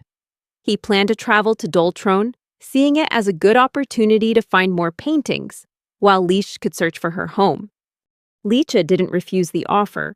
And so they set off for the bustling black market of Doltrone. Loki, Liche, and Tao Yuan began their journey to Doltrone on foot. Along the way, Loki recalled a conversation with Saxon, who had advised him not to reveal his connection to Vinculum upon arriving in Doltrone. Saxon warned that many in Doltrone disagreed with Vinculum's dealings, and revealing this connection could lead to trouble. Because of the potential consequences, especially concerning Section 4, Saxon reminded him that the company's involvement with the black market had to be kept secret. Saxon also made it implicitly clear that anyone accompanying Loki had to be serious about the mission. After a long walk through the hot, arid land, the group finally arrived in Doltrone, a city known as the continent's attic. It boasted a famous black market that held everything beyond Vinculum's control, a place where illegal and unethical products could be sold. The group received a call via PWQ from Saxon, reminding them of their earlier discussion and stressing the need to find an informant who knew Doltrone like the back of their hand. However, Saxon expressed concern that those involved in illegal dealings wouldn't talk to them easily. He added that these individuals might flee if they discovered someone was investigating their business. For this reason, Saxon had advised Loki to dye his hair to avoid drawing attention. But Loki simply replied that his cloak would be enough to hide his identity. While walking around, Tao Yuan remarked that the city seemed quieter than the rumors suggested, contrary to his expectations of a louder, more chaotic place. Saxon then informed them that, according to rumors, the leaders of District D5 had begun meeting to establish new rules. Regardless, the city was still a sordid place, and he warned the group to be careful and keep Liche safe. However, when Tao Yuan and Loki turned to look at Liche, they discovered she had vanished into the crowd. The two immediately called out her name, while Lisha, also in a panic, was searching for them in the crowd. Suddenly, she saw a group of men running toward her, apparently chasing someone or something, and they shoved Lisha aside without realizing it, knocking her to the ground. Shortly after, a woman approached, saying she had a feeling Leech wasn't from around here, and that she seemed to have seen her somewhere before. She bent down, offering a hand to help Leecha up, and asked for her name. However, the moment she touched Leech, the woman instantly transformed into a man. The man was stunned by the sudden change and couldn't understand why his transformation had suddenly worn off. Leisha seized the opportunity to ask the man about the scarf he was wearing, wondering if it was a cursed painting. The man, surprised by Leisha's knowledge, realized he could no longer hide it from her. Leisha then explained that she possessed the power to nullify the effects of cursed paintings. Hearing this, the man immediately asked if she could reverse it. As they were talking, the angry mob shoved Leash back again, and this time they finally spotted the man as the one they were chasing. Realizing he'd been found out, the man, whose name was Harry, quickly pulled Leash along, apologizing for the suddenness of it all as they ran. He explained that his transformation was supposed to last longer, and then asked for Leech's name. After she answered, Harry immediately declared that from now on, she was his partner. Leecha cried out in panic, begging him to let her go. He warned her not to scream, reminding her that she might bite her tongue if she did. The mob chasing Harry was closing in fast. While running, Leech finally saw Loki and shouted his name. Harry was surprised to see Loki in the city and immediately used the opportunity to cause chaos by yelling that the red-haired Loki was here. Hearing Loki's name, the crowd began to panic and ran off in a panic without even seeing him. During the chaos, Loki chased after Harry, demanding he release Leech. Harry glanced at Loki and wondered if he cared about Leech too. Then, he announced that if Loki wanted to see her again, he'd have to chase him. While Loki continued the pursuit, Tao Yuan was captured by an angry mob who assumed he was connected to Loki, and they dragged him away. Harry continued running around the city, and a group of people approached him and asked why he was being chased. At that moment, Harry replied that someone was after him. When the crowd turned to see who was chasing Harry, they immediately recognized Loki's signature red hair. Their anger flared, and they grabbed their weapons, shouting that Loki had no right to set foot in the city after all these years. and that their resentment was still fresh. They declared he would pay for his sins. However, Loki wasn't bothered by the threats. He quickly took them all down with a single swing of his weapon. Lecha worriedly asked Harry if all those people knew Loki. He explained that in this city, there wasn't a single person who didn't know the name Loki the Red, the cursed painting. Loki threw his weapon towards Harry, but he luckily managed to dodge it. Finally, Loki cornered Harry in a dead-end alley. Loki ordered Harry to hand over Leash once more, but instead, Harry kicked a pipe, causing black smoke to billow out, obscuring Loki's vision. Harry immediately threw Leash, but Loki caught her. However, Loki started acting strangely, asking Lecha if her beautiful face had been harmed. He moved closer and touched her face, and instantly, Loki transformed into Harry. This revealed that the one who caught Leech was actually a disguised Harry, not the real Loki. At that moment, Harry realized his illusion only disappeared when he touched Leech's skin. Furious, Loki warned Harry that he would burn him to ashes. But Harry, surprisingly, was unfazed, simply laughing and continuing to flee. Meanwhile, at another location, Tao Yuan was taken to the mob's hideout. The leader of the mob explained that they needed his help to catch Harry, whom they described as a constant troublemaker. They claimed Harry became even more unruly after obtaining a cursed painting, whom they described as a constant troublemaker. They claimed Harry became even more unruly after obtaining a cursed painting. The old man then showed Tao Yuan a miniature model of Doltron, explaining that they were renovating the city's districts, and this model represented the new look of Doltron in the future. He added that with the strong rise of vinculum in recent years, the black market was gradually losing its footing. The Horsehead Company had established nationwide agreements to strengthen its network. Furthermore, they had received an offer from Vinculum, but their plan for a small, clean market didn't align with Horsehead's vision. On the other hand, the Sacred Art Foundation had made a different proposal: a large fund to demolish and rebuild the deteriorating city of Doltron. Contrary to Vinculum's narrow approach, the Sacred Art Foundation seemed more flexible in its practices. However, Harry was a threat to their negotiations with the Foundation. He had deceived them by disguising himself as a Bella seductor and claimed to possess painting number 137, the Clown's Kerchief. This cloth allowed him to transform into whoever it covered. The mob also explained to Tao Yuan that in the past, with a bit of luck, someone could get rich overnight. However, about 60 years ago, Loki suddenly appeared and destroyed all the cursed paintings in Doltron. The members of the black market couldn't accept a stranger interfering in their business, and they fought back in every way they could. But it didn't end well, as Loki turned an entire one of the city's 6 districts to ash. Since then, cursed paintings have become a taboo subject. The mob promised to give the painting to Tao Yuan if he caught Harry for them. But Tao Yuan demanded to see the auction records first. Back in the bustling city market, passers-by were still chasing Loki, while Harry watched with amusement, holding Leash tightly. Leisha tried to ask him to let her go, but instead, he said he wanted to show her something beautiful. Leisha then asked why Harry took so much pleasure in provoking Loki and the residents of Doltron. He confessed that it simply amused him. Leisha went on to ask if he gave blood to the painting just for entertainment. Harry began to explain that his parents hated him because he wasn't like them. His father refused to acknowledge him as his legitimate son, which is why his mother hated him too. It was during that time he found the cursed painting that allowed him to become someone else, saving him when his father lost his mind and tried to kill him. As a result, he fled to Doltron. Leecha started to feel sorry for Harry, but he suddenly burst out laughing and confessed that he had made the whole story up. The real reason behind his actions, according to him, was simply to find enjoyment, having nothing to do with his past. Harry explained that he was just someone in the shadows, unknown to anyone.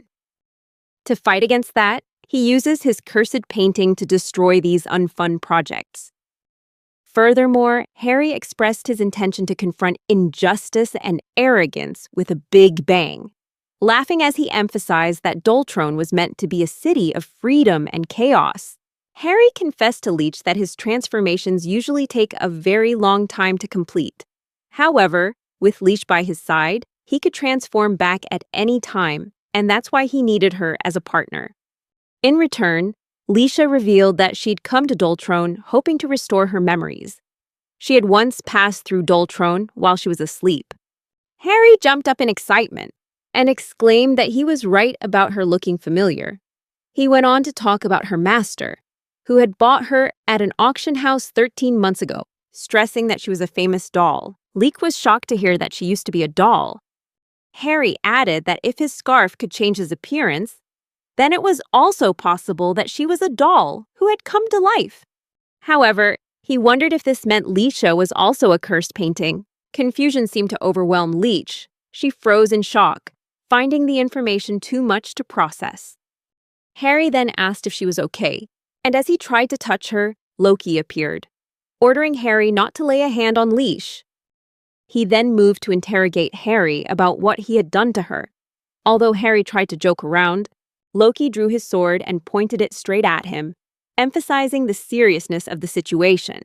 In the midst of the tension, a giant creature suddenly appeared in the city, heading towards Loki and Harry. With just one powerful sweep of its giant arm, the creature sent Loki flying. Even more surprisingly, after a few moments, someone gradually emerged from the monster's body.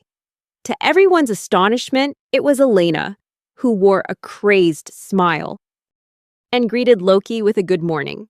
Loki immediately wondered what kind of cursed painting had created this monster. He noted the creature's disproportionate shape and its tough exterior, initially thinking it might be painting number 104, the Knight's Protective Gauntlet, which could conceal the wearer's true appearance. However, Loki quickly corrected his assumption when he realized this was a unique type of painting that could merge with a human body. He figured out that the painting must be the black-clad messenger. Just then, Tao Yuan appeared, wondering about the identity of this mysterious woman. Elena seemed amused by how concerned Loki appeared to be about Liche. She asked what would have happened if she had found Liche before Loki did. Loki grimly warned Elena not to even think about touching Leisha. Elena, in a crazed tone, thanked him for the expression on his face. But what she really wanted was to see his face contorted in pain. She went on to say that returning to the city of Doltrone was bringing back old memories, and that she never thought she would be back here. Pondering, Elena wondered if this was destiny. Loki, confused, asked what she was talking about. Elena replied that if he didn't remember, she would help refresh his memory. Without hesitation, she attacked Loki with the monster's tail, followed immediately by a powerful punch that sent him flying through several buildings. After the attack, Elena went on to say that she would never forget how Loki had stolen something precious from her, and that she would never forgive him. She explained that as long as the blood painting still had blood, they could regenerate, regardless of any damage to the frame. However, if they ran out of blood, they would just revert to being an ordinary drawing. Therefore, she declared that she would kill him as many times as necessary. Meanwhile, Tao Yuan was still chasing after Harry, repeatedly begging him to let Leech go. But Harry quickly escaped and went into hiding with Leecha in a secret place. Tao Yuan continued to search for Harry and Leech. At their hideout, Leech kicked Harry's leg, making him loosen his grip. She quickly seized the opportunity to escape, apologizing as she ran for having to leave. After running for a while, she slowed down as thoughts of being a cursed painting resurfaced in her mind. Leisha wondered if she could stay by Loki's side after learning the truth about herself. Harry quickly caught up to her and asked why she had stopped running. He tried to persuade her by mentioning how handsome, healthy, and agile he was, despite his age. Noticing Leisha's sad expression, Harry asked what was bothering her. Leisha asked him what she should do if she was really a doll, and if being a cursed painting meant she couldn't be with Loki. Harry suggested she stay in Doltrone with him, but she refused. He asked why she cared so much about Loki. Leisha thought about it and wondered if it was because she wanted to be with Loki, or because from the moment she opened her eyes, She had felt empty until she saw Loki. The sadness in his eyes had captured her attention. She admitted that even though she had no memories from before she woke up, Loki's pained eyes were deeply etched in her memory. At first, she was scared, but as she got to know Loki better, she started thinking about how she could help and support him, even though her presence reminded him of Aisha, causing him pain. Loki still asked her to accompany him on this journey. Loki had also held Leech in his arms. And although his body was as cold as ice, she still felt she could be close to him. Leech's story stirred an old memory in Harry's mind of when he first arrived in Dultrone, feeling hopeless and shedding tears. Back then, a noblewoman had approached him, asking if something was wrong and if he was new. She warned him that if he kept crying like that, he would become an easy target for robbers. Harry confessed that he had thought about ending his own life, feeling that his very existence was a disgrace to those around him. The woman smiled and asked why he cared about other people's opinions in a city forsaken by fate like this one. She asked how he could possibly worry about that in a place like Dultrone, the city of freedom and chaos.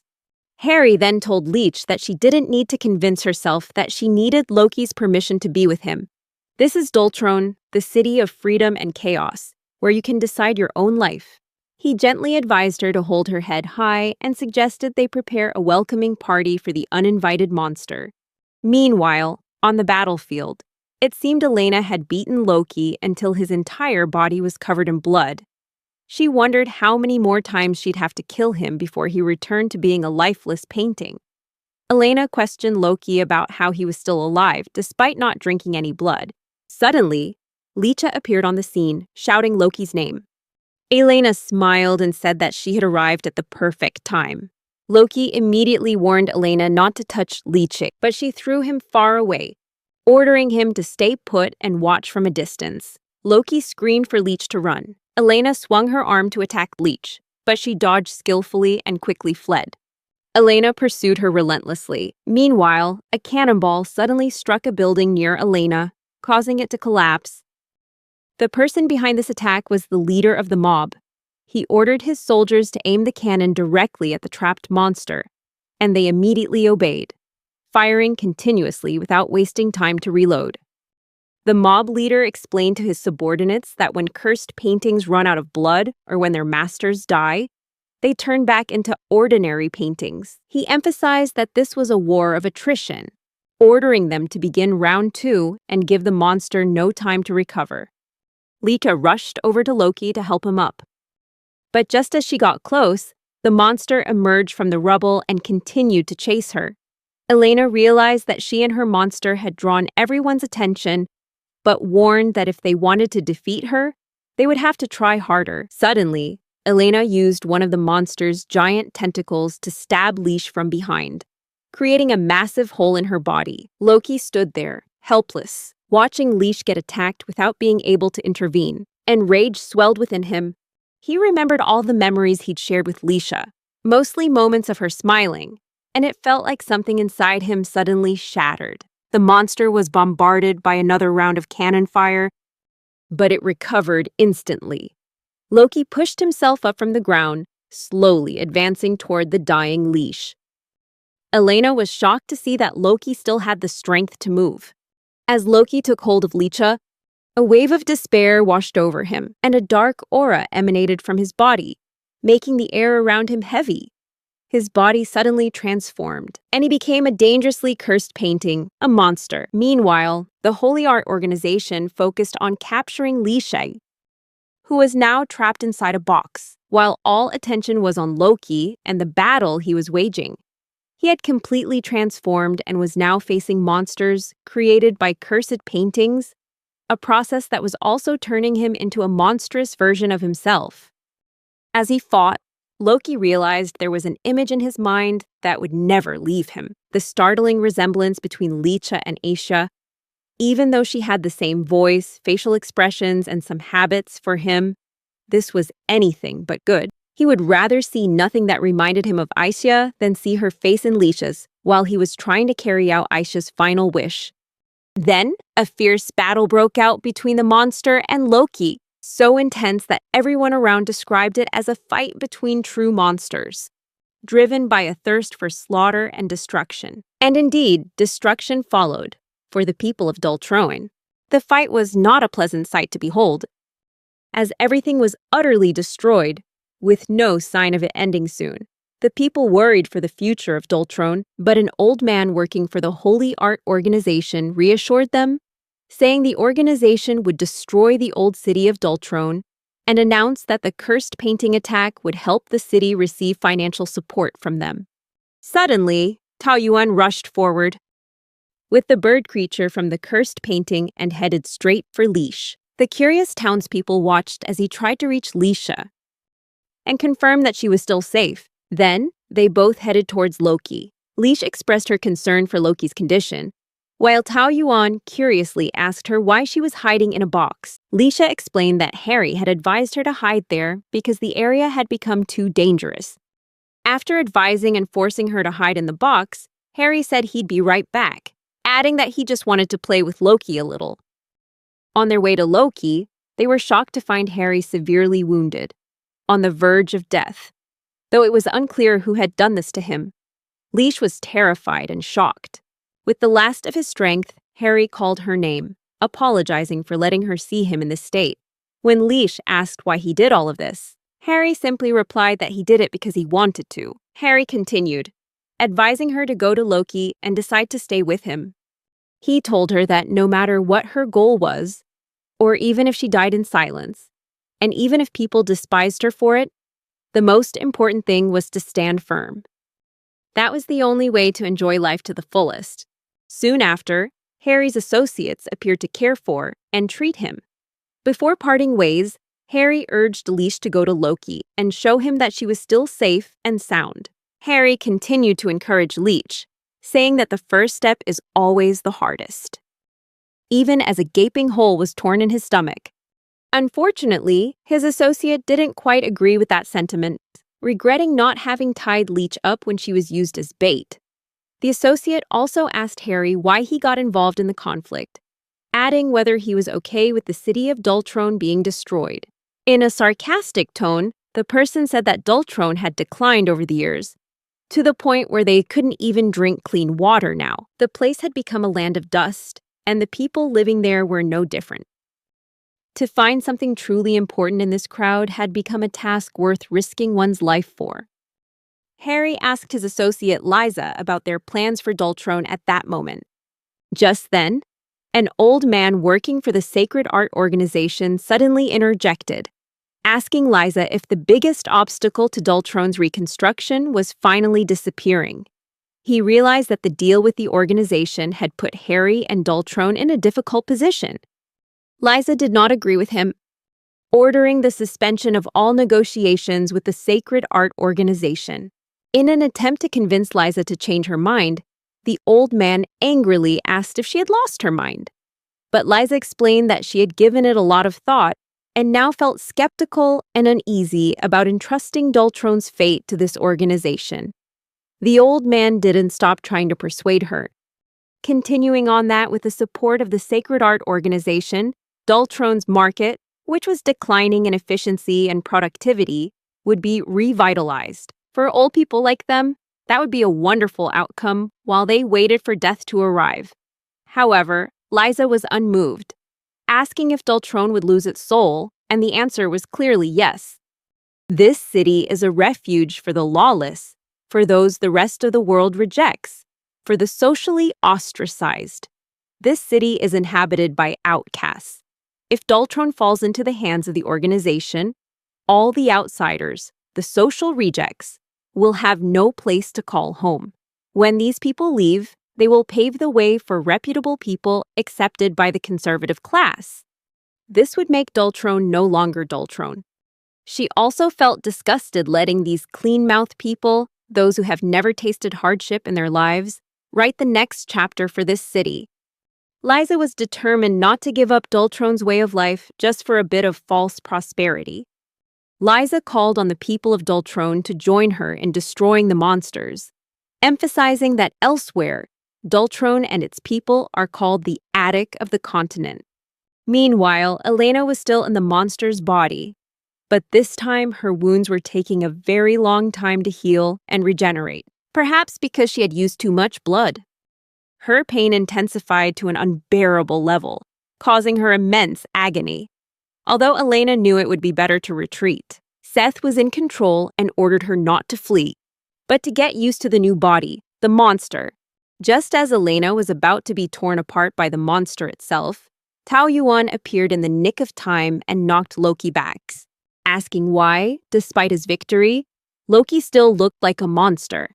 In her final moments of lucidity, Elena realized the person who had saved her was the boy in handcuffs, Tao Yuan. Even so, she wasn't completely safe, as Loki was still rampaging as a monster nearby. Tao Yuan tried to stop Loki, but failed to gain an advantage or restrain the monster. In desperation, Tao Yuan called out Loki's name, telling him that Lisha was still alive and safe. Hearing that and seeing Leech alive and well seemed to have an effect on Loki, causing his attacks to gradually stop. Leecha felt confused, curious, and scared as she wondered what was happening to Loki. The creature from the nearby blood painting explained that Loki might be trapped in an endless cycle of recovery. Although Loki was an expert in regeneration, even this creature couldn't predict what would happen to him. Suddenly, the frenzied Loki reached for Leech and tried to attack her, showing he was truly not himself anymore. Tao Yuan quickly moved Leecha out of Loki's reach, while the townspeople attacked relentlessly from a distance. The battle caused a large building in the area to collapse, putting Saxon and the bird from the blood painting, Pokyu, in danger. Leecha looked at the bigger picture and realized that this destruction and killing would never be accepted by Loki or the witch Aisya. Remembering Harry's advice, Leecha decided to bravely take the first step. She walked towards the monstrous Loki and embraced him, pleading for him to return to her. In an astral state, she met a crying and sorrowful Loki, who didn't want to face anything anymore, because if Isha or Leecha had to die, he wouldn't be able to bear it. Loki remembers the moments he and Aisha shared, from reading picture books together at night to counting every single brick in the tower. Aisha encourages him to open his eyes and face reality, even when his emotions tell him to keep them shut. She reminds him that if he keeps his eyes closed, her image and voice will disappear forever. Hearing this, Loki, who is still in love with Isya, decides to open his eyes and regain control of his body, causing the monster to fade away and disappear. He returns to the arms of those who love him. Before continuing the story, let's recap the main characters we have so far. The witch, Aisha, a girl with the ability to perform magic by painting with her own blood. Her legacy is passed on to one of her creations, Loki. Loki, the protagonist, born from Aisha's blood paintings. He has wandered the world for over a century to fulfill Aisha's final wish, to burn all of her blood paintings. Leecha, a girl with an identical appearance and abilities to Aisha, but who has lost her memories and is now entrusted to Team 4 of the Vinculum Company. As for the members of Vinculum's Team 4, we have Saxon, the leader of Team 4, Tao Yuan, the Lightning, a member who joined after 10 years of living a life of crime as a pickpocket. He has now repented and wears handcuffs as a form of atonement, although sometimes the handcuffs aren't very effective.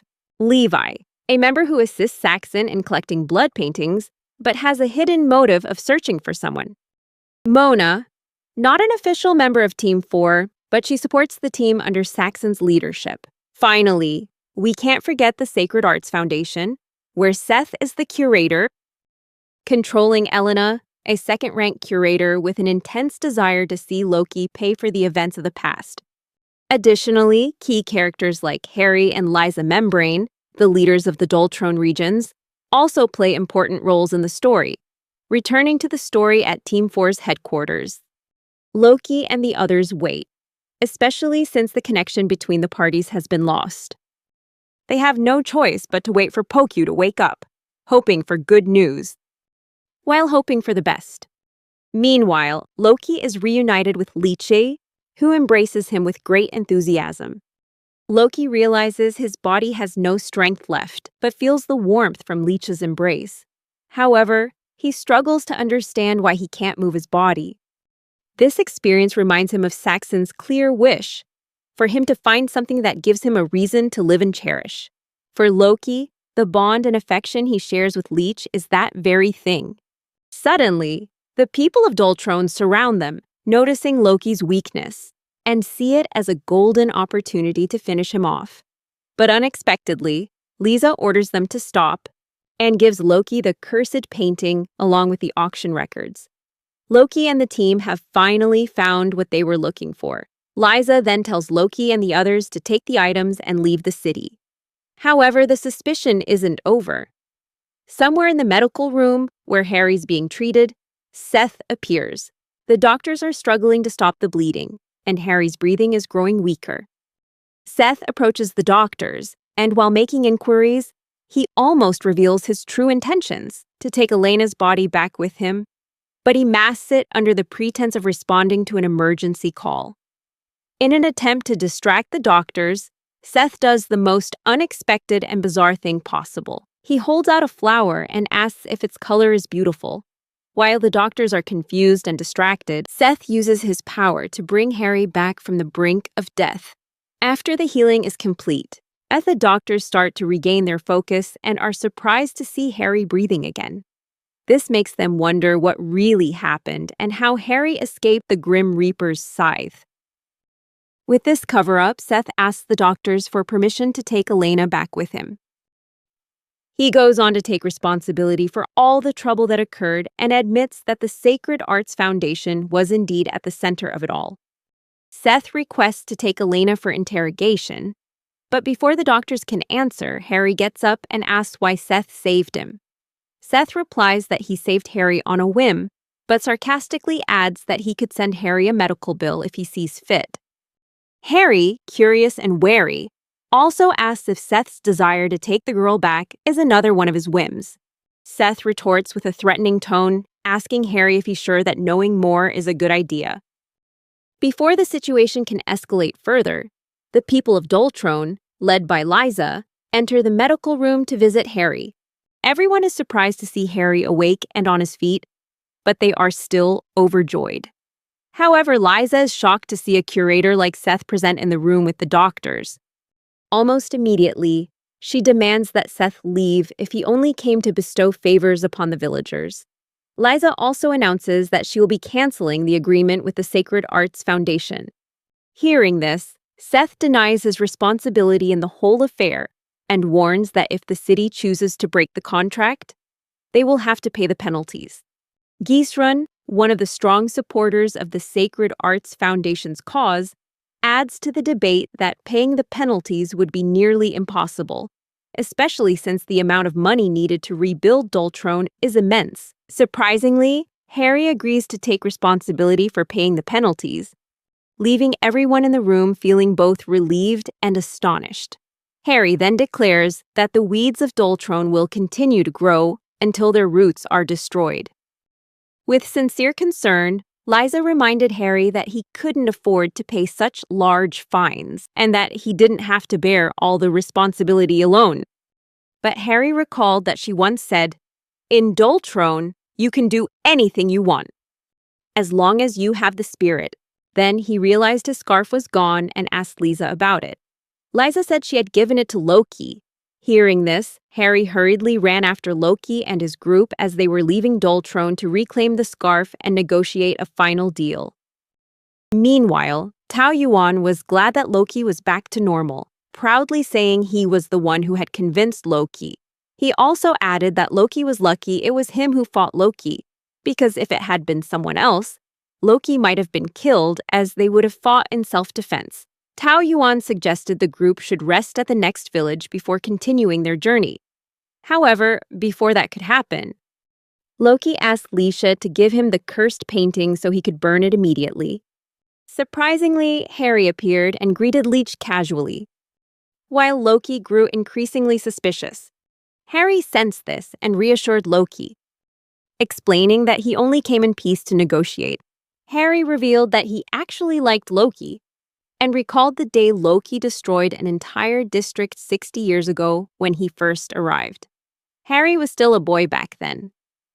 Witnessing a man who had lived longer than a normal lifespan, while he himself was always worried about how others saw him, made Harry feel ridiculous. From their first meeting, that chilling feeling made him decide he wanted to live that way. He told Loki he wanted to do business with him. Then Harry proposed that he would give the scarf back to Loki for a price of 3 million. At this moment, what Doltrone needed was money to recover, but its people couldn't even afford medical expenses and the penalties for breaking their contract with the Foundation. The money would be used with extreme care. Loki curiously asked if he could really give up his partner for money. Harry explained that the money was just a bonus. If it were him, he would never give up the scarf to anyone, no matter how much they paid. He was only doing this because he didn't have much time left and didn't want the scarf to find a new owner after he died. He wanted to be the last one to hold the memories with this blood-soaked painting. If it fell into the hands of a new owner, it could be misused. Therefore, he wanted its final memories to be of the silly things they did together. Especially since Loki was going to burn the painting, Harry revealed that he wanted to witness the scarf's final moments. The scarf always comforted those who wore it, encouraging a crying person by showing them what their face would look like if they smiled, as if to say, "See? That smile looks so much better than tears." Loki also remembered when Aisha made the scarf before it was picked up by someone. She hoped that its owner would find an irreplaceable friend, just as Loki was to her, and that they would take good care of it. The blood-soaked painting named Juster's Handkerchief, painting number 123, would now witness its final moment, as Loki sealed it in Aisha's name. However, another unexpected event in this chain of events occurred, catching everyone off guard. In a flash, Seth appeared among them and took Leech hostage, whom he had been watching for a long time. Tao Yuan quickly recognized him as a member of the Sacred Art Foundation, putting the group immediately on guard. Seth told Liche in a sinister tone that he had missed her very much. When the others tried to approach him, Seth warned them not to move, threatening to be cruel if they disobeyed him. Seth revealed that Leash interested him and that he wanted to take her back with him. In a strange tone, he asked her if she'd noticed she'd gotten thicker than before, which angered Loki, who reacted instantly. As Loki lunged towards Seth to save Leash, Seth warned him not to move.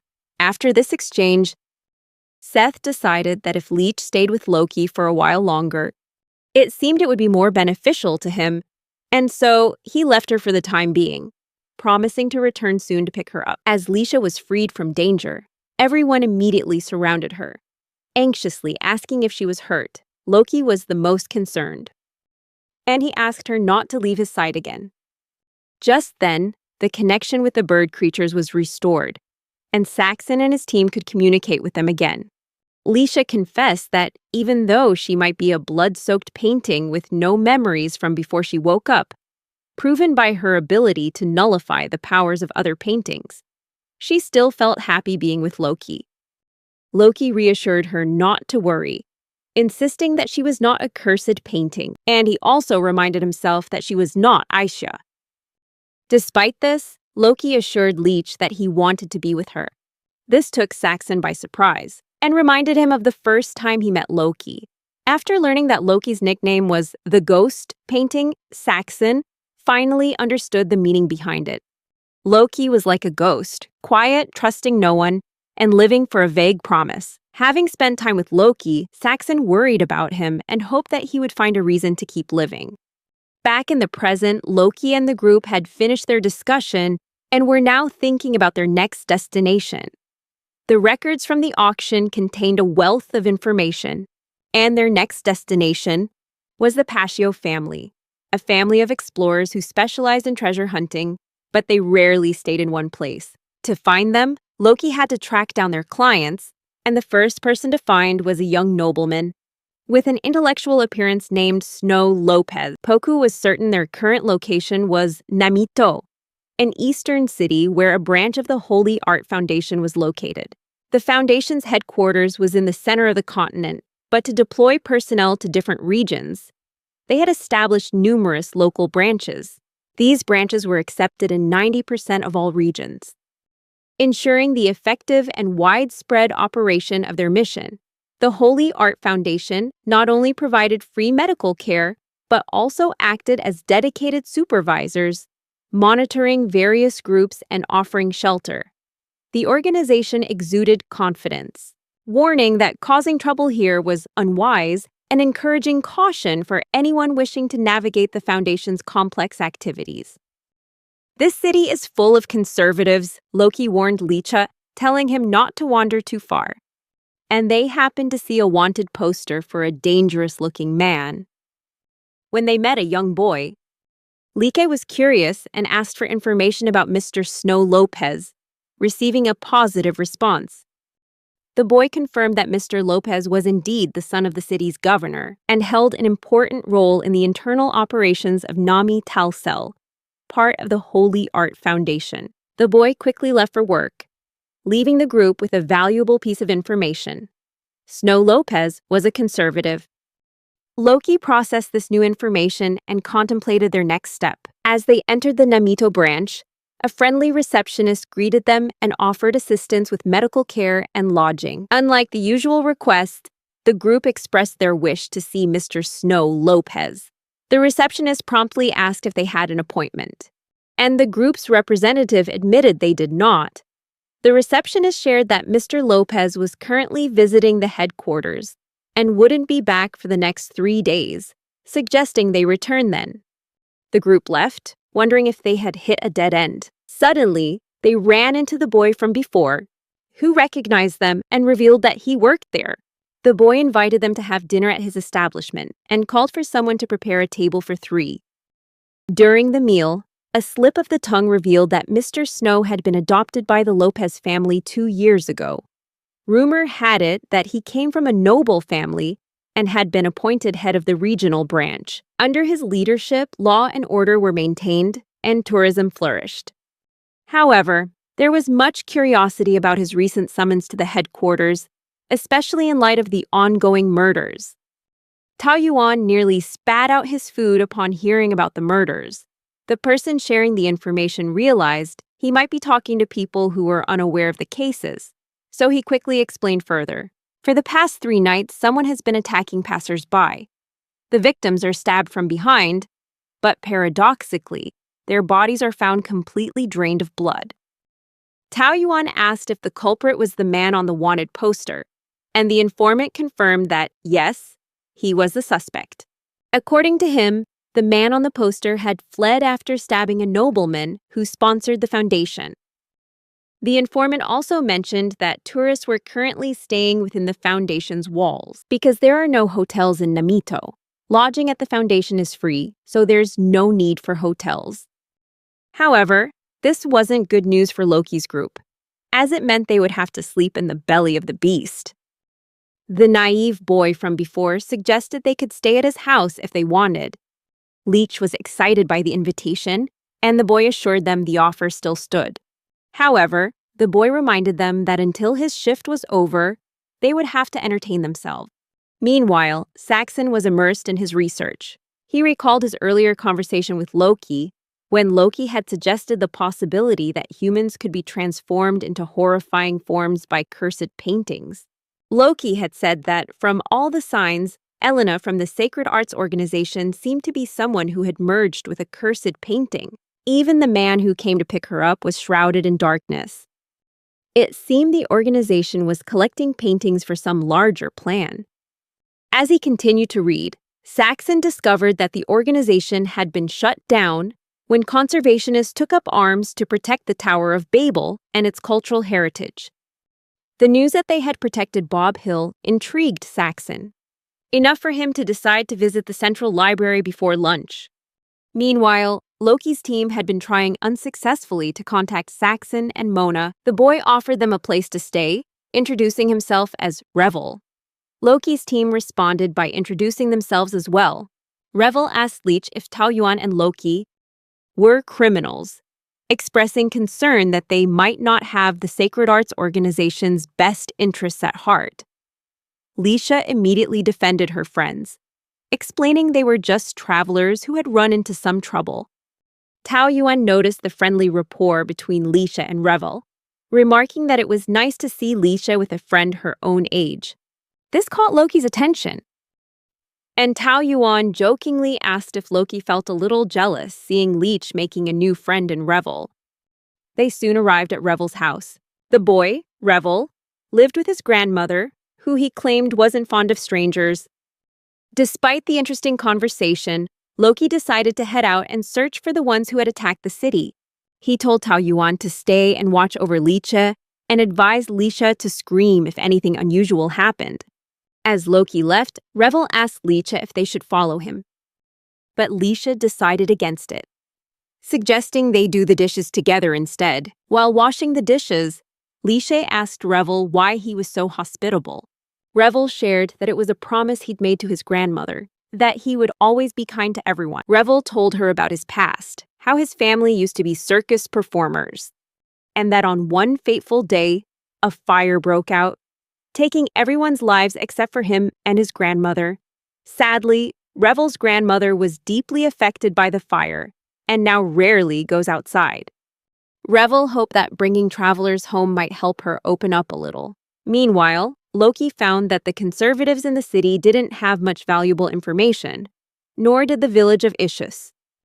While walking down the street, Loki spotted the murderer and decided to follow him. After witnessing a fresh murder, Loki caught up and discovered the killer was the man from the wanted poster. Loki interrogated him, asking if he was a spy for the Sacred Arts organization, but the man became angry and rejected the comparison, even calling them idiots.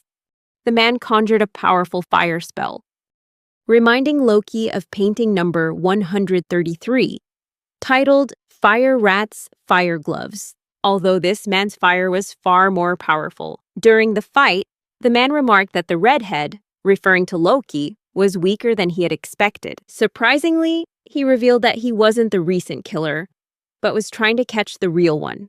Before Loki could ask more, he said cryptically that before Loki looked to the moon, he should know that he himself would be the one to finish Loki off. And then he left. As the man disappeared, Loki reflected on how his own healing time was getting slower and slower, and felt dizzy, making him wonder what was happening to him. At Revel's house, Leech thought Loki had returned when she heard footsteps.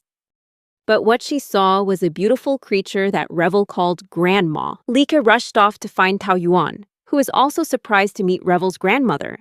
Ignoring everyone's surprise, Revel happily introduced his grandmother to Tao Yuan. Noticing Revel's delay, Grandma advised everyone to go to bed and informed Li Shay and Tao Yuan that she intended to speak with them the next morning. When Loki returned, Revel's grandma finally revealed the truth. She confessed that she was, in fact, a cursed painting, which explained her strange appearance. During a fire, she came into Revel's possession in place of his late grandmother. Originally, she was a cursed painting with the ability to mimic voices, recreating the ones Revel's real grandmother used during circus performances. When asked why she hid the truth from Revel, she explained that she had lived with the temptation to drink blood for many years, but had given into it to satisfy her insatiable thirst. However, she no longer wanted to continue that life and begged Loki to turn her to ash, wishing to die as a human. Her final plea was to be freed from her cursed existence. Meanwhile, Tao Yuan met with Saxon and gave him a detailed report on recent events, including Loki feeling unwell and the truth about Revel's grandma being a cursed painting, and the discovery that Snow Lopez was a conservative.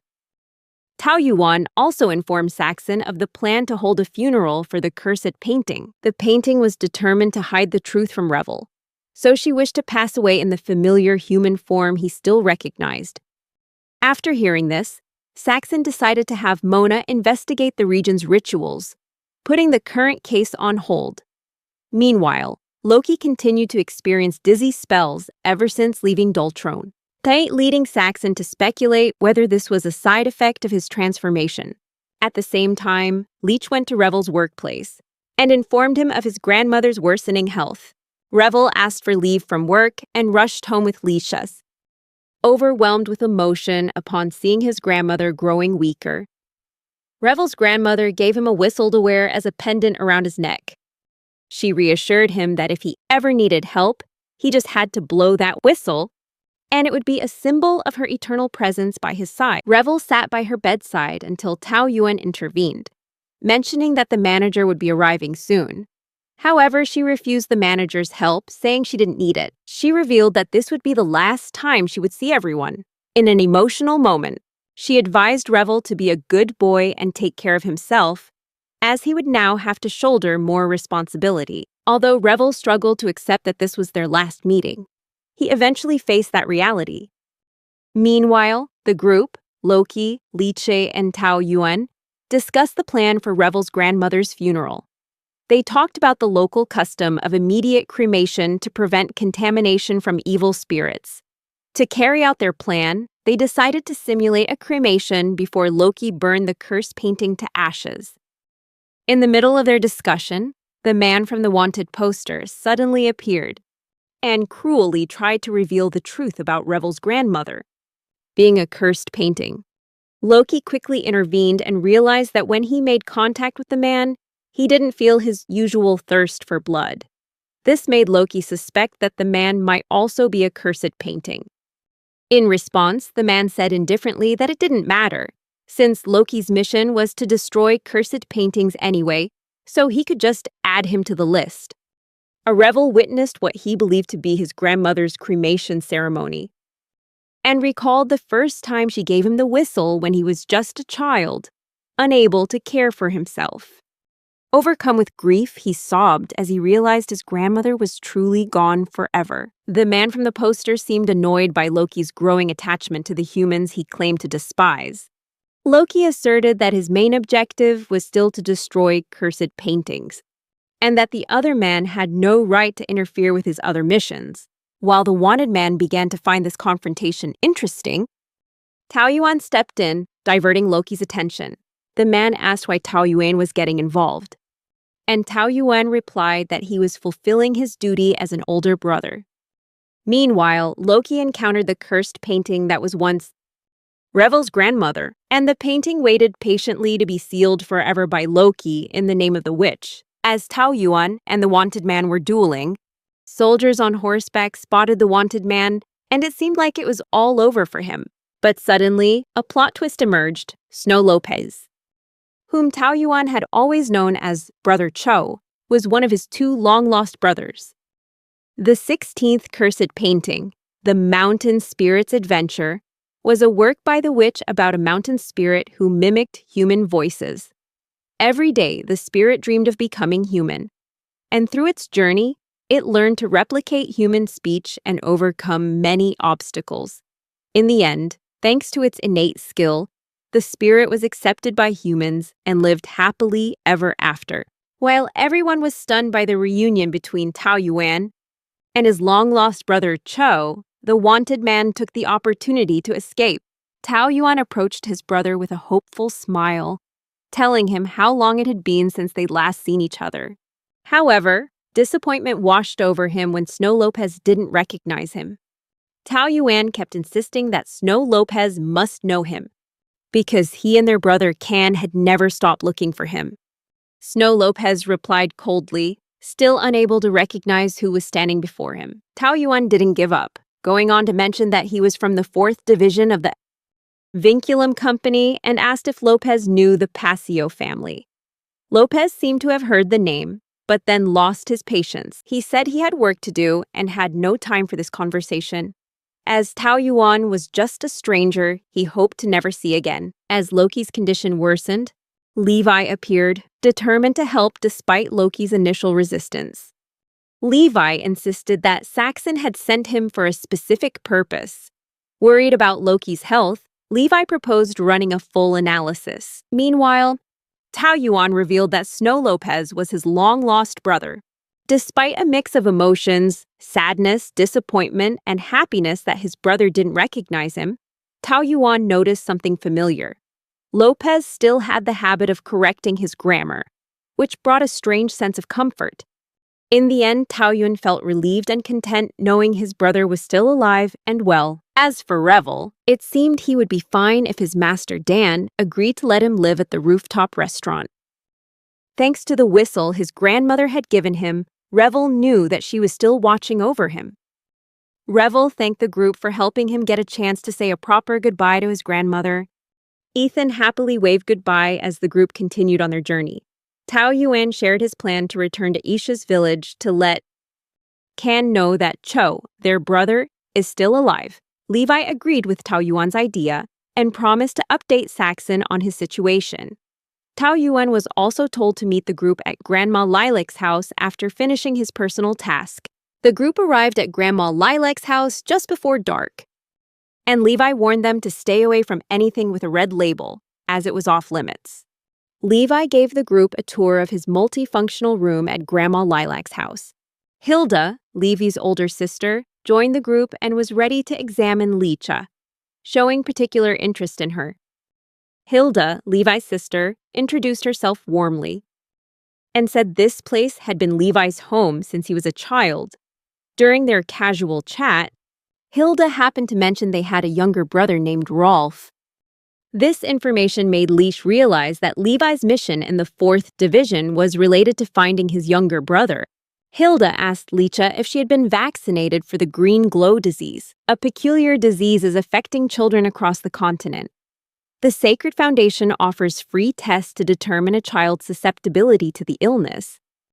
Hilda revealed that Rolf had been admitted for these tests, and since then, they've received no word about him.